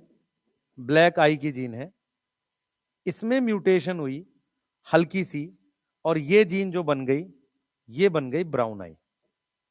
ये क्या बन गई? ब्राउन आई। क्या मेरी बात समझ में आ रही है? ये क्या बन गई? ब्राउन आई। मैं सिर्फ आपको ये समझा रहा हूं, मैं क्या समझा रहा हूं, नेचर में जैसे क्या होता है, बहुत सारे कैरेक्टर्स की बहुत सारी फॉर्म्स बनी है। मैंने कहा ना कि जरूरी नहीं है फॉर्म बने, लेकिन कुछ की तो बनी होंगी, ठीक है? तो जैसे ब्लैक आई से ब्राउन आई बन गई, तो ब्लैक आई एक जीन है, सही है? ये भी क्या है? एक जीन है। इसको जीन कब बोलेंगे? जब ये मुझे मिले पॉपुलेशन में। समझ में आ रहा है? पहले तो दिखे और पॉपुलेशन में मिले, नहीं तो अपने जीन नहीं बोल सकते इसको। वो ब्लैक आई है, ब्राउन आई है, दोनों को अपने ने जीन बोल दिया। मैं सिर्फ आपको ये समझा रहा हूं कि क्योंकि ये ब्लैक आई से बनी है, इसका रिलेशन है इसके साथ, क्योंकि इसमें हल्के से चेन से बनी है, तो हमने क्या किया था, एक वर्ड यूज करना स्टार्ट किया था कि जो आपस में मिलती जुलती जीन है, जो एक जीन से दूसरी जीन बनी, उनको एलील बोलते हैं। मैं फिर रिपीट कर रहा हूं, एक जीन की दो एलील नहीं होती। जीन और एलील सेम बात है। फर्क क्या है कि ब्लैक आई से ही ब्राउन बनी थी, हल्की म्यूटेशन से रिश्ता रिलेशन दिखाने के लिए एलील शब्द यूज किया जाता है। हम बोलते हैं कि black eye brown eye are two gene या two allele of one character. समझ में आ रहा है? मेरी बात समझ में आ रही है? एलील जीन अलग अलग नहीं होती। एलील वर्ड लाए क्यों? अगर जैसे मैं कहता हूं कि मान लो एक जीन है ब्लैक हेयर की, एक जीन है ब्लैक आई की, एक जीन है ब्राउन आई की, एक जीन है ब्राउन हेयर की, ठीक है? तो आई वाली जीन आपस में कुछ तो रिलेट है, पूरा सीक्वेंस सेम है डीएनए का, हल्का सा बदला हुआ है। तो हमने क्या बोला, हमने एलील शब्द ऐसे ही बनाया था। एलील के लिए वर्ड कैसे लिखती है, अगर आप एनसीईआरटी पढ़ोगे ध्यान से, तो एनसीईआरटी क्या लिखती है? Alleles are those genes. वो कभी नहीं लिखती कि एलील, जो एलील्स जीन है मतलब एक जीन की दो एल, ऐसा नहीं लिखती। वो लिखती है alleles are those gene which code for contrasting trait. Contrasting मतलब ब्लैक आई ब्लू आई, ठीक है? मेरी बात समझो। तो हम कैसे लिखते हैं, देखो मेरी बात समझना, अब इसको आपको ये क्लियरिटी आएगी और ज्यादा इन इस स्टेटमेंट से। देखो, अगर मैं आपसे कहता हूं यहां पर कोई क्रोमोसोम है, यहां पर ये कैपिटल बी है, ये स्मॉल बी है, ठीक है? ये क्रोमोसोम है, यहां पर कैपिटल बी है, कैपिटल बी है, ठीक है? कैपिटल बी ब्लैक आई के लिए है, ध्यान से सुनेंगे, ब्लैक आई के लिए है। स्मॉल बी क्या है, मान लेते हैं किसके लिए? ब्राउन आई के लिए। तो हम कैसे वर्ड यूज करेंगे, सुनना। देखो हम कैसे वर्ड यूज करते हैं। हम ये लिखते हैं, हम ये लिखते हैं कि capital B and small B ये दो डिफरेंट जीन है। यस, ये दो क्या है? डिफरेंट जीन है। Yes, capital B and small B दो एलील भी हैं। यस, क्या है ये? दो एलील हैं, दो डिफरेंट जीन है, पर क्या है? सेम कैरेक्टर है। मेरी बात समझ में आ रही है? सेम कैरेक्टर का मतलब सेम लोकस। यस और नो? सही है। अब ये दो एलील हैं किसकी? सेम कैरेक्टर की। एक ही कैरेक्टर की दो एलील हो गई ना ये। तो जीन और एलील एक ही बात होती है रिलेशन बताने के लिए। सॉरी, यहां बी क्यों लिखा हमने, यहां आर लिखना चाहिए। चलो यहां कर लेते हैं, कैपिटल आर और स्मॉल आर कर लेते हैं। ये चीज समझ में आ रही है? ठीक है। तो हमने क्या लिखा है? हमने लिखा है ये दो जीन हैं और दो एलील हैं किसकी? सेम कैरेक्टर की। और क्या सेम है? लोकस सेम है। ठीक है। अब इसको हम ऐसे भी लिख सकते हैं, दो एलील ऑफ सेम कैरेक्टर और सेम लोकस। यस और नो? अगर मैं एक स्टेटमेंट बोलूं, दो एलील किसी एक कैरेक्टर की, उसका लोकस सेम होना चाहिए। दो एलील किसी एक कैरेक्टर की, उसका लोकस सेम होना चाहिए। सही है? यहां तक समझ में आ रहा है? ठीक है। अब यहां पे देखते हैं, कैपिटल आर, यहां पे कैपिटल आर कर देते हैं। कैपिटल आर और आर क्या है? दो जीन है और दो ही एलील हैं, पर ये वाली जो एलील है ये सेम है। सेम या सिमिलर बोल सकते हैं। यस, मेरी बात समझ में आ रही है? क्लियर? Of one locus. आप ऐसा नहीं कह सकते कि ये एक एलील है, भाई एक टाइप की हो सकती है, समझ में आ रहा है, एक टाइप की हो सकती है, ये दो जीन है, दो एलील है, क्लियर। अब सुनो, ध्यान सुनो, देखो कैसे बना था, कहानी कैसे बनी थी। हमने कहा था कि इस क्रोमोसोम पे ब्लैक आई है, इसी से बना है ब्राउन, ठीक है। तो ब्लैक आई ब्राउन आई सेम कैरेक्टर का है, उसमें रिश्ता दिखाने के लिए हमने एलील जैसा शब्द बनाया, सही है। जब हमने एलील बना लिया तो हम इसको इतना ज्यादा यूज करने लगे, फिर हमने कहना शुरू कर दिया कि capital B and capital R they are two genes, सही है, दो जीन्स हैं या दो एलील हैं, पर अब किसकी है, डिफरेंट कैरेक्टर की है। क्या मेरी बात समझ में आ रही है, किसकी है, डिफरेंट कैरेक्टर की। पहली बार जब हमने एलील की परिभाषा बनाई, वो सिर्फ ये दिखाने के लिए बनाई कि एक कैरेक्टर की जो अलग अलग फॉर्म होती है, अलग अलग जीन है, उनको नाम रख दो एलील। जब हमने वो नाम यूज करना चालू कर दिया तो हमने अलग अलग कैरेक्टर की दो जीन को भी एलील बोला, पर हमने स्पेसिफाई किया कि उसका कैरेक्टर अलग है। क्लियर है, सही है। अगर मैं आपसे बोलूं स्टेटमेंट कौन सी सही है, बताना जरा। एक गैमेट में दो एलील एक कैरेक्टर की पॉसिबल है, नहीं। एक गैमेट में दो एलील अलग अलग कैरेक्टर की पॉसिबल है, ये ठीक है, समझो। ये एक कैरेक्टर, ये अलग कैरेक्टर है। मैंने क्या बोला, फिर रिपीट करता हूं। एक गैमेट में किसी एक कैरेक्टर की दो एलील पॉसिबल नहीं है। समझ में आ गया, समझ में आ रहा है, कैपिटल टी के साथ स्मॉल टी नहीं हो सकता। एक गैमेट की बात कर रहा हूं। हम अगर पूरे गैमेट की बात करें तो इस पे मान लो कैपिटल टी है, इस पे स्मॉल आर है, इस पे कैपिटल वाई है, समझ, ये गैमेट है। तो इस पे इस कैरेक्टर की एक है, इस कैरेक्टर की एक है, इस कैरेक्टर की है। ऐसा नहीं हो सकता कि टी यहां भी होगा, ये नहीं हो सकता, ठीक है, क्लियर। तो हमने क्या क्या स्टेटमेंट बोली है बताओ। हमने बोला, अच्छा, हमने बोला एक गैमेट में, यस, एक गैमेट में एक कैरेक्टर की, हाँ, दो एलील पॉसिबल नहीं है, two allele not possible, yes. ये चीज समझ में आ रहा है?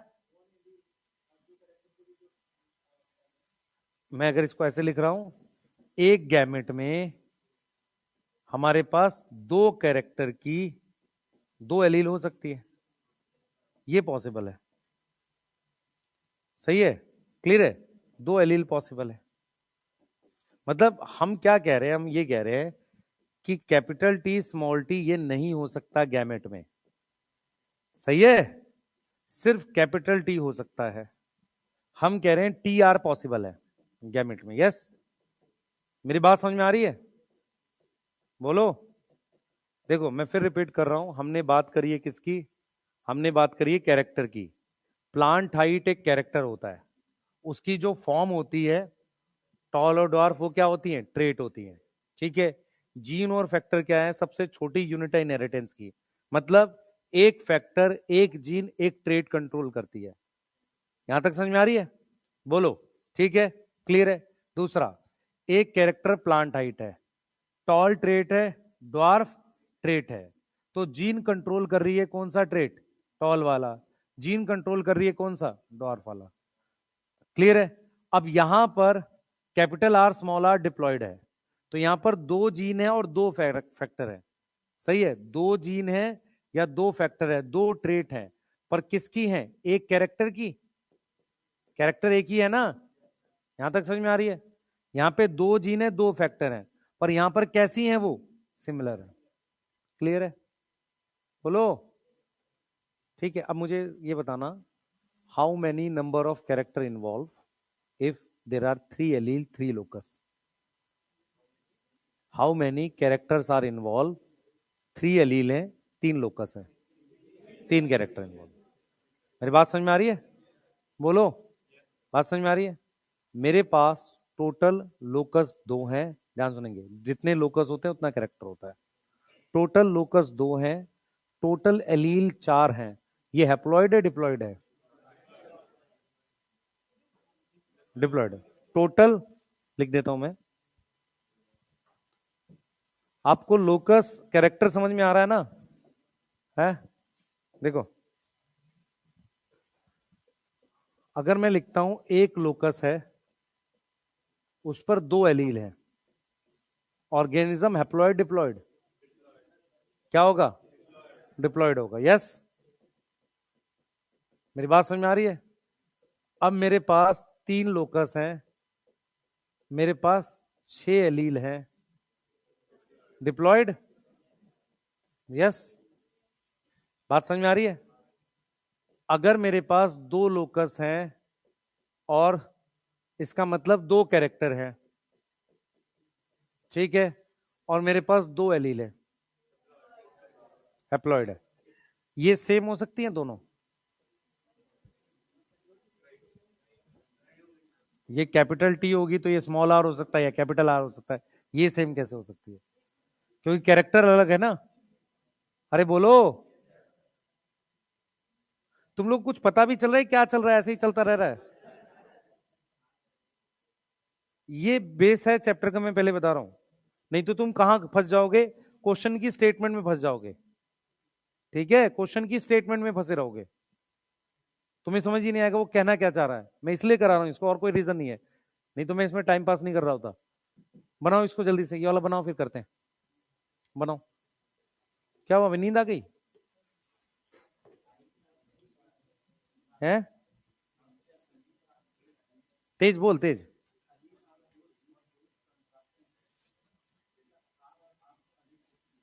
क्यों? एक contrasting alleles are those gene code for contrasting trait of one character. एक कैरेक्टर की कॉन्ट्रास्टिंग ट्रेट हो गई कैपिटल आर स्मॉल आर, इनको एलील बोला। तो एलील की शुरुआती डेफिनेशन यही थी। सही है? क्योंकि एलील कैसे बनती है? एनसीईआरटी लिखती है alleles are slight modified form of one gene. तो कैपिटल बी एक जीन हो गई, ब्लैक आई, उसकी हल्की मॉडिफिकेशन से क्या बनी? ब्लू आई बनी। तो ये भी जीन है, ये भी जीन है, पर क्योंकि ये दोनों जीन रिलेटेड हैं, इसलिए क्या शब्द दिया इनको? एलील। जीन और एलील एक ही बात होती है, पर रिलेशन दिखाने के लिए नाम रखा गया था।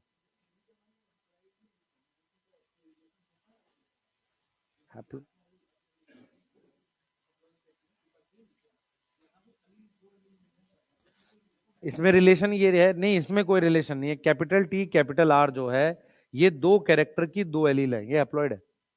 ठीक है, हमें नॉर्मली वर्ड एलील इसी के लिए यूज करना चाहिए, इसके लिए और उसके लिए, या इसके लिए और कैपिटल टी के लिए। लेकिन जब हम यूज करने लग गए तो हमने इनके लिए भी एलील यूज कर, जबकि इसका इससे कुछ लेना देना नहीं है। भाई ये एक कैरेक्टर की तो है नहीं, इनमें कोई रिलेशन भी नहीं है।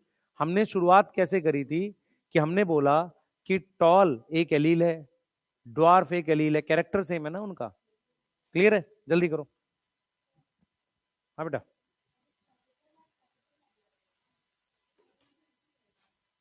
दो जीन, दो allele, but they are similar. अगर तेरे टाइप ऑफ एलील पूछे तो एक रहेगा, टाइप ऑफ जीन भी तो एक ही है ना, कैपिटल टाइप, टाइप एक ही है ना। ठीक है, एक्चुअल में हमारे दिमाग में क्या बैठा हुआ है, एक जीन की 2 एलील होती है, वो गलत है। जीन एलील एक ही बात है, समझ इस बात को। हाँ, जैसे क्या हुआ, एक घर में 2 लोग रह रहे हैं, दोनों भाई हैं, ठीक है, तो वो रिलेशन दिखाने के लिए हैं तो 2 लोग ना। सही है? अब उसने कैसे डेफिनेशन बनाई है कैपिटल टी कैपिटल आर को? 2 भाई है अलग अलग घर के, फिर भाई कैसे हो गए वो? समझो मैं क्या कहना चाह रहा हूं। पर वो शुरुआती डेफिनेशन क्या थी? हाँ, शुरुआती डेफिनेशन क्या थी कि capital T small T 2 allele है और 2 जीन है, पर वो क्या है? एक ही कैरेक्टर की है, तो उनमें हल्की मॉडिफिकेशन है। 2 कैरेक्टर की डिप्लॉयड में 4 एलील होती है। ठीक है, अब वो डिपेंड करता है कि वो 4 में से 2 क्या सेम भी तो हो सकते हैं। जैसे फॉर एग्जांपल जो तू पूछ रहा है वो ये है, अब 2 कैरेक्टर की एक कितनी जीन है? 4 जीन है, 4 एलील है, पर ये दोनों सिमिलर है, ये दोनों सिमिलर है। ऐसा नहीं है कि मैं बोलूंगा 4 जीन है 2 एलील है, ये गलत है।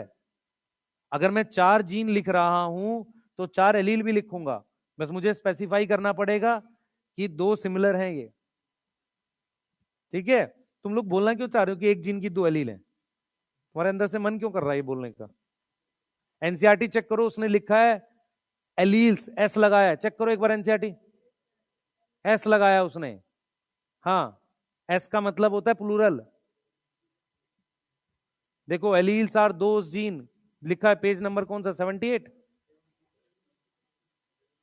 पुरानी एनसीईआरटी में 70 में होगा ना। अच्छा ये कौन सा पेज है, यहाँ लिखा होगा समथिंग बीइंग स्टेबली पास्ड।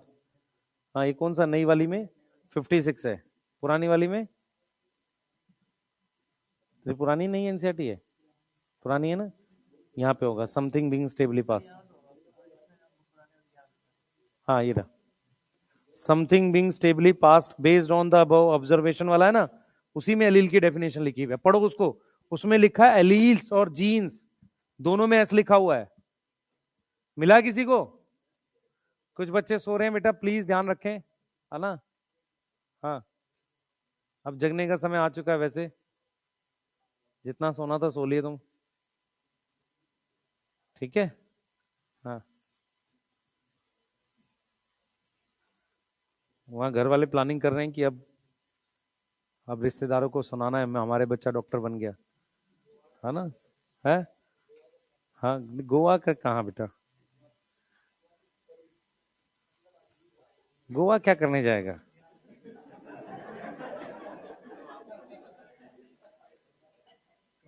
पढ़ाई कर भाई। तू पंकज सर से मिला था क्या लास्ट टाइम गोवा जाने के लिए? पढ़ाई कर, चल छोड़ दे।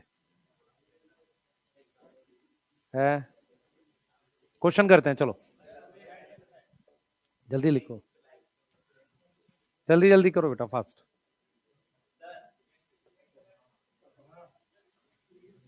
तेज बोल, तेज।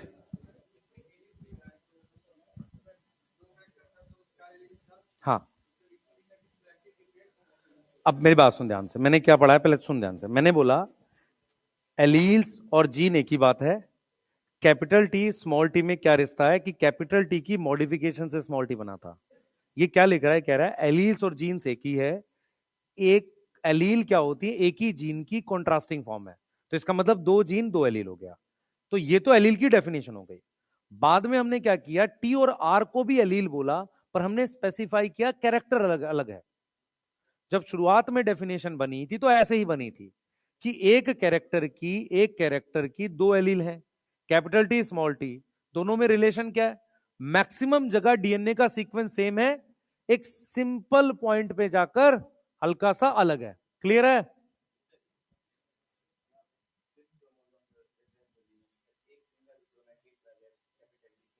क्रोमेटिड क्रोमोसोम, अच्छा क्रोमेटिड, ठीक है। हाँ हाँ सिंगल पे क्या ले रहे हैं, एक सिंगल पे यहाँ कैपिटल टी यहाँ स्मॉल टी, ये होता ही नहीं है हमेशा, इसके पैरेलल में आएगा। मैं वही तो समझाने की कोशिश कर रहा हूं, ये लोकस बनता है, ये ऐसे लोकस नहीं बनता है। गैमेट कैसे बोला जा रहा है, गैमेट ऐसे बोला जा रहा है, इधर देख, गैमेट ऐसे बोला जा रहा है, यहाँ कैपिटल टी यहाँ कैपिटल आर यहाँ कैपिटल वाई बोला जा रहा है। तो अगर जाइगोट होएगा तो यहाँ स्मॉल टी या कैपिटल टी कुछ भी हो सकता है, यहाँ स्मॉल आर कैपिटल आर कुछ भी हो सकता है, यहाँ कैपिटल वाई और स्मॉल वाई। मैं ये कह रहा हूं कि यहाँ टी है तो यहाँ नीचे स्मॉल टी नहीं हो सकता, समझ में आ रहा है, वो पॉसिबल नहीं है। अब यहाँ पे एक और चीज समझनी है, अगर मेरे 5वें क्रोमोसोम पर इस पोजीशन पर आई कलर की जीन है तो तुम्हारे भी 5वें क्रोमोसोम पर वहीं पर प्रेजेंट है। ये समझ में आ रहा है, क्लियर है? अब क्या पूछ रहे हैं बताओ, तू कह रहा है कि इसी क्रोमोसोम पे स्मॉल टी आ जाए। गैमेट कहने का मतलब है ये जोड़ा है ना, जोड़ा नहीं लेना, अकेला लेना है। क्या लोकस का मतलब, ध्यान सुन, लोकस का मतलब होता है ये दोनों भी हो सकता है, अकेले को भी लोकस बोल सकते हैं। लोकस कैरेक्टर रिप्रेजेंट करता है, तो कैरेक्टर जैसे मान ले इसमें कैरेक्टर अकेली एलील भी रिप्रेजेंट कर सकती है अगर गैमेट होगा, और जाइगोट होगा तो उसमें 2 एलील है। तो अगर मैं तेरे से बोला, मैं वही तो समझाने की कोशिश कर रहा हूं कि गैमेट में नंबर ऑफ लोकस बराबर में नंबर ऑफ जीन बराबर में नंबर ऑफ एलील होता है। जाइगोट में नंबर ऑफ लोकस से एलील का नंबर और जीन का नंबर डबल होता है। मेरी बात समझ में आई? हाँ, आर में दो, एक ट्रेट है, एक समझ नहीं रहा। मैं कह रहा हूं तू जब ट्रेट की बात कर रहा है, ट्रेट एक्सप्रेशन होता है, समझ इस बात को भाई। ये पेन जीन है, ट्रेट एक्सप्रेशन है उसका। कैपिटल आर भी वही ट्रेट बना रहा है और दूसरा कैपिटल आर भी वही ट्रेट बना रहा है, इसलिए कह रहे हैं सिंगल ट्रेट है। तो जीन एक, मेरी बात सुन, कैपिटल आर क्या है? एक जीन है, वो एक एलील हो गई। कैपिटल आर भी क्या है? एक और जीन है, एक और एलील हो गई। यहां तक समझ में आ रहा है? ठीक है, पर वो दोनों एलील क्या है? सिमिलर है। कैपिटल आर स्मॉल आर क्या है? डिसिमिलर एलील हो गई, कैरेक्टर सेम है। ठीक है, तो कैपिटल आर एक ट्रेट बना सकता है, स्मॉल आर एक ट्रेट बना सकता है। अब तू मुझसे कह रहा है कि कैपिटल आर जो है वो कितने ट्रेट बनाएगा? क्योंकि दोनों सेम है तो ट्रेट एक्सप्रेशन होता है। ट्रेट और फैक्टर सेम बात नहीं है। फैक्टर स्ट्रक्चर है, जीन स्ट्रक्चर होता है, ट्रेट उसका फंक्शन है। जैसे फैन जो होता है ना, स्ट्रक्चर होता है, हवा उसका फंक्शन होता है। फैन में से हवा हटा सकते हैं? नहीं हटा सकते, उसकी वो तोड़नी पड़ेंगी बंद करके, या उसका वो तोड़ दो स्ट्रक्चर। ऐसे ही आप डीएनए में से जीन हटा नहीं सकते, जीन उस पर कोई चिपकी हुई चीज थोड़ी है। हाँ, तो जीन जो है एक फंक्शन है, या एक्सप्रेशन ट्रेट क्या है? एक फंक्शन है, सही है। जो डीएनए वगैरह क्या है? एक स्ट्रक्चर है। वैसे देख रहे हैं, आगे चलो, ये लिख लो जल्दी से, चलो जल्दी करो बेटा। हाँ ठीक है, एक क्रोमोसोम पे दो क्रोमेटिड, स्पेशल केस G2 है। मैंने इसलिए स्टार्टिंग में बोला था कि हम लोग नॉर्मली जब भी पढ़ते हैं जीवन को लेके पढ़ते हैं। क्योंकि मैं अगर तुझे, ध्यान से सुन, मैं अगर तुझे बोलूं, ध्यान से सुनियो, मैं तुझे बोलूं कि, ध्यान सुनियो, मैं तुझे बोलूं कि एक लोकस है, ध्यान से सुनना सारे, एक लोकस है, उस पर दो एलील है सिमिलर, पर वो हैप्लॉइड है। ऐसा तभी पॉसिबल है कि जब वो G2 फेज का क्रोमोसोम हो, जहां पर यहां कैपिटल टी है, यहां कैपिटल टी है। एक लोकस, देख समझो इस चीज को, आप अगर समझ पाओ मेरी बात को, मैं ये कहना चाह रहा हूं कि आपको जो पढ़ाया जाता है वो नॉर्मली जीवन का पढ़ाया जाता है।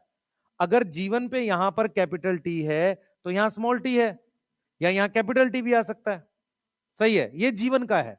लेकिन अगर यही चीज G2 की हो, यही चीज G2 की हो, तो इसको कैसे लिखोगे? यहां कैपिटल टी लिखोगे, यहां कैपिटल टी, यहां स्मॉल टी, सही है। अब मैं कह रहा हूं कि ये गैमेट है। भाई गैमेट जो होगा, आप इसको गैमेट बोल रहे हो, हैप्लॉइड, या मान लो चलो इसको हैप्लॉइड ले लेते हैं, एक को। अब मैं कह रहा हूं कि एक लोकस है, ध्यान सुनेंगे, एक लोकस है जिसपे दो एलील हैं, और अगर वो हैप्लॉइड है, दो एलील होके भी हैप्लॉइड है एक लोकस पे, तो फिर वो G2 का क्रोमोसोम है। देखो कुछ समझ आ रहा है? हम ये पढ़ते नहीं हैं, इसको पढ़ाते हैं सिर्फ जब लिंकेज पे आते हैं, नहीं तो नॉर्मली इसको नहीं पढ़ाया जाता। क्योंकि नॉर्मली, हम हमेशा याद रखो एक चीज और है, G2 का सेल कौन सा होगा? जो डिवीजन कर रहा होगा, तो इसका मतलब कैरेक्टर एक्सप्रेस नहीं कर रहा होगा। समझ में आ रहा है? कैरेक्टर एक्सप्रेस किस में होता है? परमानेंट सेल में। परमानेंट सेल किससे बनता है? जीवन से, G2 से? जीवन से। इसीलिए हम नॉर्मली ऐसे ड्रॉ करते हैं, ये नॉर्मली ऐसे ड्रॉ करते हैं, नॉर्मली यहां पर इस तरीके से ड्रॉ करते हैं। क्लियर है? अब ये तीन कैरेक्टर हैं, 6 एलील हैं, 6 जीन हैं। क्लियर है? तीन लोकस हैं, तीन कैरेक्टर हैं, 6 जीन हैं, और 6 एलील हैं। अपने दिमाग में चीज बिठाओ। क्लियर है? ठीक, हाँ ये पढ़ रहे हैं, ठीक है बेटा? है, हाँ लास्ट स्लाइड बता रहे हैं। कौन गैमेट नहीं है? किसको? इसको? पैर को गैमेट क्यों बोलेंगे? ये तो डिप्लॉयड है। किसमें? इसमें एक गैमेट है। गैमेट का मतलब ये होगा, सिर्फ एक होगा ये, ठीक है। एक गैमेट में एक कैरेक्टर, कैरेक्टर क्या होगा ये? दो एलील नहीं पॉसिबल होंगे। दो कैसे होंगे? अगर गैमेट है तो हैप्लॉइड होगा, ठीक है। एक गैमेट, एक गैमेट है, दो कैरेक्टर हैं, एक और दो, उसकी दो एलील पॉसिबल है, टी आर। दो एलील ईच नहीं बोल रहा हूं, इन दोनों को मिला के दो कह रहा हूं, ठीक है। ठीक है, इसका एक क्वेश्चन है, आप करेंगे उसको तो ज्यादा क्लियर होगा। कुछ लोगों के तोते उड़ने शुरू हो गए हैं, क्योंकि जितना समझाएंगे उतना और कंफ्यूजन भी होती है। आप अपने डाउट पूछ लो, मैं उसको क्लियर करता हूं। G2 वाला नहीं देखना है, मत कर, क्योंकि क्या होगा, G2 जैसे लिखेगी, एक कैरेक्टर की चार एलील दिखेंगी। यस, चार जीन चार एलील होती हैं G2 में। हाँ भाई, ये समझ में आ रहा है किसी को? एक कैरेक्टर की चार एलील होती हैं, चार जीन होती है G2 में, वो पैरेलल चार आएंगी। समझ में आ रहा है? हाँ, इसीलिए उसको हम 4C ऐसे लेके चलते हैं, है ना। C मतलब एक बेसिक नंबर को चार से मल्टीप्लाई करते हैं। जल्दी बना लो, आज रीड कर लेना इसको जरूर से, नहीं तो कल नहीं आएगा समझ कुछ भी है। क्वेश्चन इसमें डोपा के क्वेश्चन है, मैं वो रख देता हूं आपको, 12 क्वेश्चन है वो रख देता हूं, और PDF भेजिए, उसको कर लेंगे,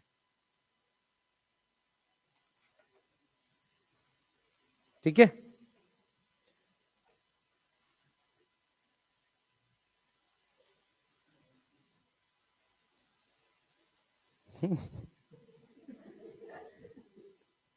नहीं करा रहा बेटा, मेरे को कल से चैप्टर में डिटेल पढ़ानी चालू करनी, चिंता ना कर, नहीं करा रहा हूं।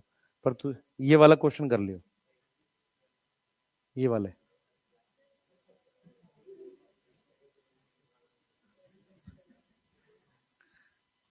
हाँ बेटा बताओ, लिख लो एक बार जल्दी से।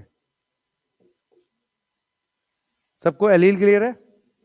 फैक्टर, लोकस, ठीक है। अगर मैं कह रहा हूं कि एक ऑर्गेनिज्म है which is heterozygous at both gene loci, two gene loci पर हेट्रोजाइगस है, इसका मतलब मैं ये लिख रहा हूं, मैं लिख रहा हूं एक ऑर्गेनिज्म है जो हेट्रोजाइगस है दो जीन लोकस पे। पहली बात, हेट्रोजाइगस मतलब डिप्लॉयड है, ठीक है। दो जीन लोकस पर हेट्रोजाइगस है, तो capital T small T, capital R small R. एक ऑर्गेनिज्म है जो एक पर होमोजाइगस है, दूसरे लोकस पर हेट्रोजाइगस है, ऐसे लिखेंगे, सही है, या रिवर्स। समझ में आ रहा है? ये तरीका, लोकस का मतलब कैरेक्टर दिमाग में बिठाओ, क्योंकि उसने एक बार यूज किया था क्वेश्चन में, और जैसे ही वो लोकस यूज करेगा दिमाग खराब होगा। मोनोहाइब्रिड का मतलब एक लोकस, डायहाइब्रिड का मतलब दो लोकस दो कैरेक्टर, डायहाइब्रिड डिप्लॉयड का मतलब capital T small T capital R small R, सही है। अब आपको स्पेसिफाई करना पड़ेगा दोनों लोकस पर होमोजाइगस है या हेट्रोजाइगस है। क्लियर है? ठीक है, क्लियर। यदि मैं किसी को हैप्लॉइड लिखता हूं तो उसके सारे लोकस क्या होंगे? सिंगल सिंगल जीन होगी। अगर किसी को हैप्लॉइड लिखूंगा तो जितने लोकस होंगे उतनी जीन होंगी, ठीक है। लिख लिया? जल्दी बताओ, एक क्वेश्चन लिखना बस मुझे, खत्म। ये वाला लिख लो, चलो जल्दी। क्वेश्चन ये है, एक ऑर्गेनिज्म है जो 2n इज इक्वल टू 20 है, ठीक है। 2n इज इक्वल टू 10 कर देते हैं। एक पेयर पे हमारे पास 5 लोकस हैं, जिसमें 3 हेट्रोजाइगस हैं और 2 होमोजाइगस हैं। आपको क्या बताना है? सबसे पहले a, total gene, b, total allele, और c, total different type of gene या allele. 2n is equal to 10 का क्या मतलब है, कौन बताएगा? 2n इज इक्वल टू 10 का मतलब 5 पेयर। हाँ भाई, 2n इज इक्वल टू 10 का मतलब कितने पेयर हो गए? 5 पेयर। ठीक है सर। एक पेयर पर कितने लोकस हैं? 5 लोकस हैं। कितनी जीन हो गई? 10 जीन हो गई। ठीक है। टोटल क्रोमोसोम कितने हैं? 5 पेयर हैं, तो टोटल 50 जीन हो गई। तो टोटल जीन कितनी हो गई? 50। और उतनी ही क्या हो गई? एलील हो गई। अलग अलग टाइप की कैसे निकाल रहे हैं देखो। इस 5 लोकस में 3 पर हेट्रो हैं और 2 पर होमो है। तो होमो वाले को 2 लेंगे, हेट्रो वाले को 6 लेंगे, प्लस करा 8 आ गया। 8 को 5 से मल्टीप्लाई किया 40। किसी को समझ में आया क्या हुआ ये? नहीं। सुनो, कितने एक लोकस पर 2 जीन होती है। ठीक है, तो 5 लोकस पर 10 जीन हो गई। कितने पेयर है क्रोमोसोम के? 5। मतलब मैं ये बात कर रहा हूं यहां पर कि ये एक पेयर हो गया मान लो ऐसे, ये दूसरा पेयर मतलब ये हो गया ऐसे करके। मतलब एक लोकस पर ऐसी 5 हैं। और ऐसे कितने क्रोमोसोम है? समझ में आ रहा है? देख रहे हो मैं क्या बोल रहा हूं यहां पे? एक लोकस पर मतलब सॉरी 5 लोकस हैं तो 10 जीन हो गई। टोटल 5 पेयर हैं, तो 10 को किससे मल्टीप्लाई कर दिया? 5 से, 50 जीन आ गई। अब क्या कह रहा है कि 3 पर हेट्रो है, मतलब capital T small T, capital R small R, capital Y small Y. 3 पर होमो है, तो मान लो मैं लिख दूं कैपिटल डी लिख दूं, कैपिटल ई लिख दूं। मेरी बात समझ में आ गई? 2 पर होमो है। तो अलग अलग टाइप की जीन कितनी हुई? 1 2 3 4 5 6 7 8 हो गई अलग अलग टाइप की। ये उल गया 8, ये देखो। तो हेट्रो को डबल कर दिया, होमो को उतना ही रहने दिया, और फिर 5 क्या है? ये पेयर है ना, तब 40 आ गया। ठीक है। इसका मतलब अगर आपके ह्यूमन में टोटल 10,000 लोकस हैं तो डिफरेंट टाइप की जीन 20,000 नहीं होंगी। कुछ लोकस होमो होंगे, कुछ हेट्रो होंगे। कुछ दिमाग में बैठ रहा है? ठीक है। और डेफिनेटली जीन ज्यादा होती हैं क्रोमोसोम नंबर से। ठीक है। रहने वाले लोग घर में कमरों से ज्यादा होते हैं। रूम जो है वो क्रोमोसोम है, जीन जो है वो इंसान है जो वहां रह रहा है।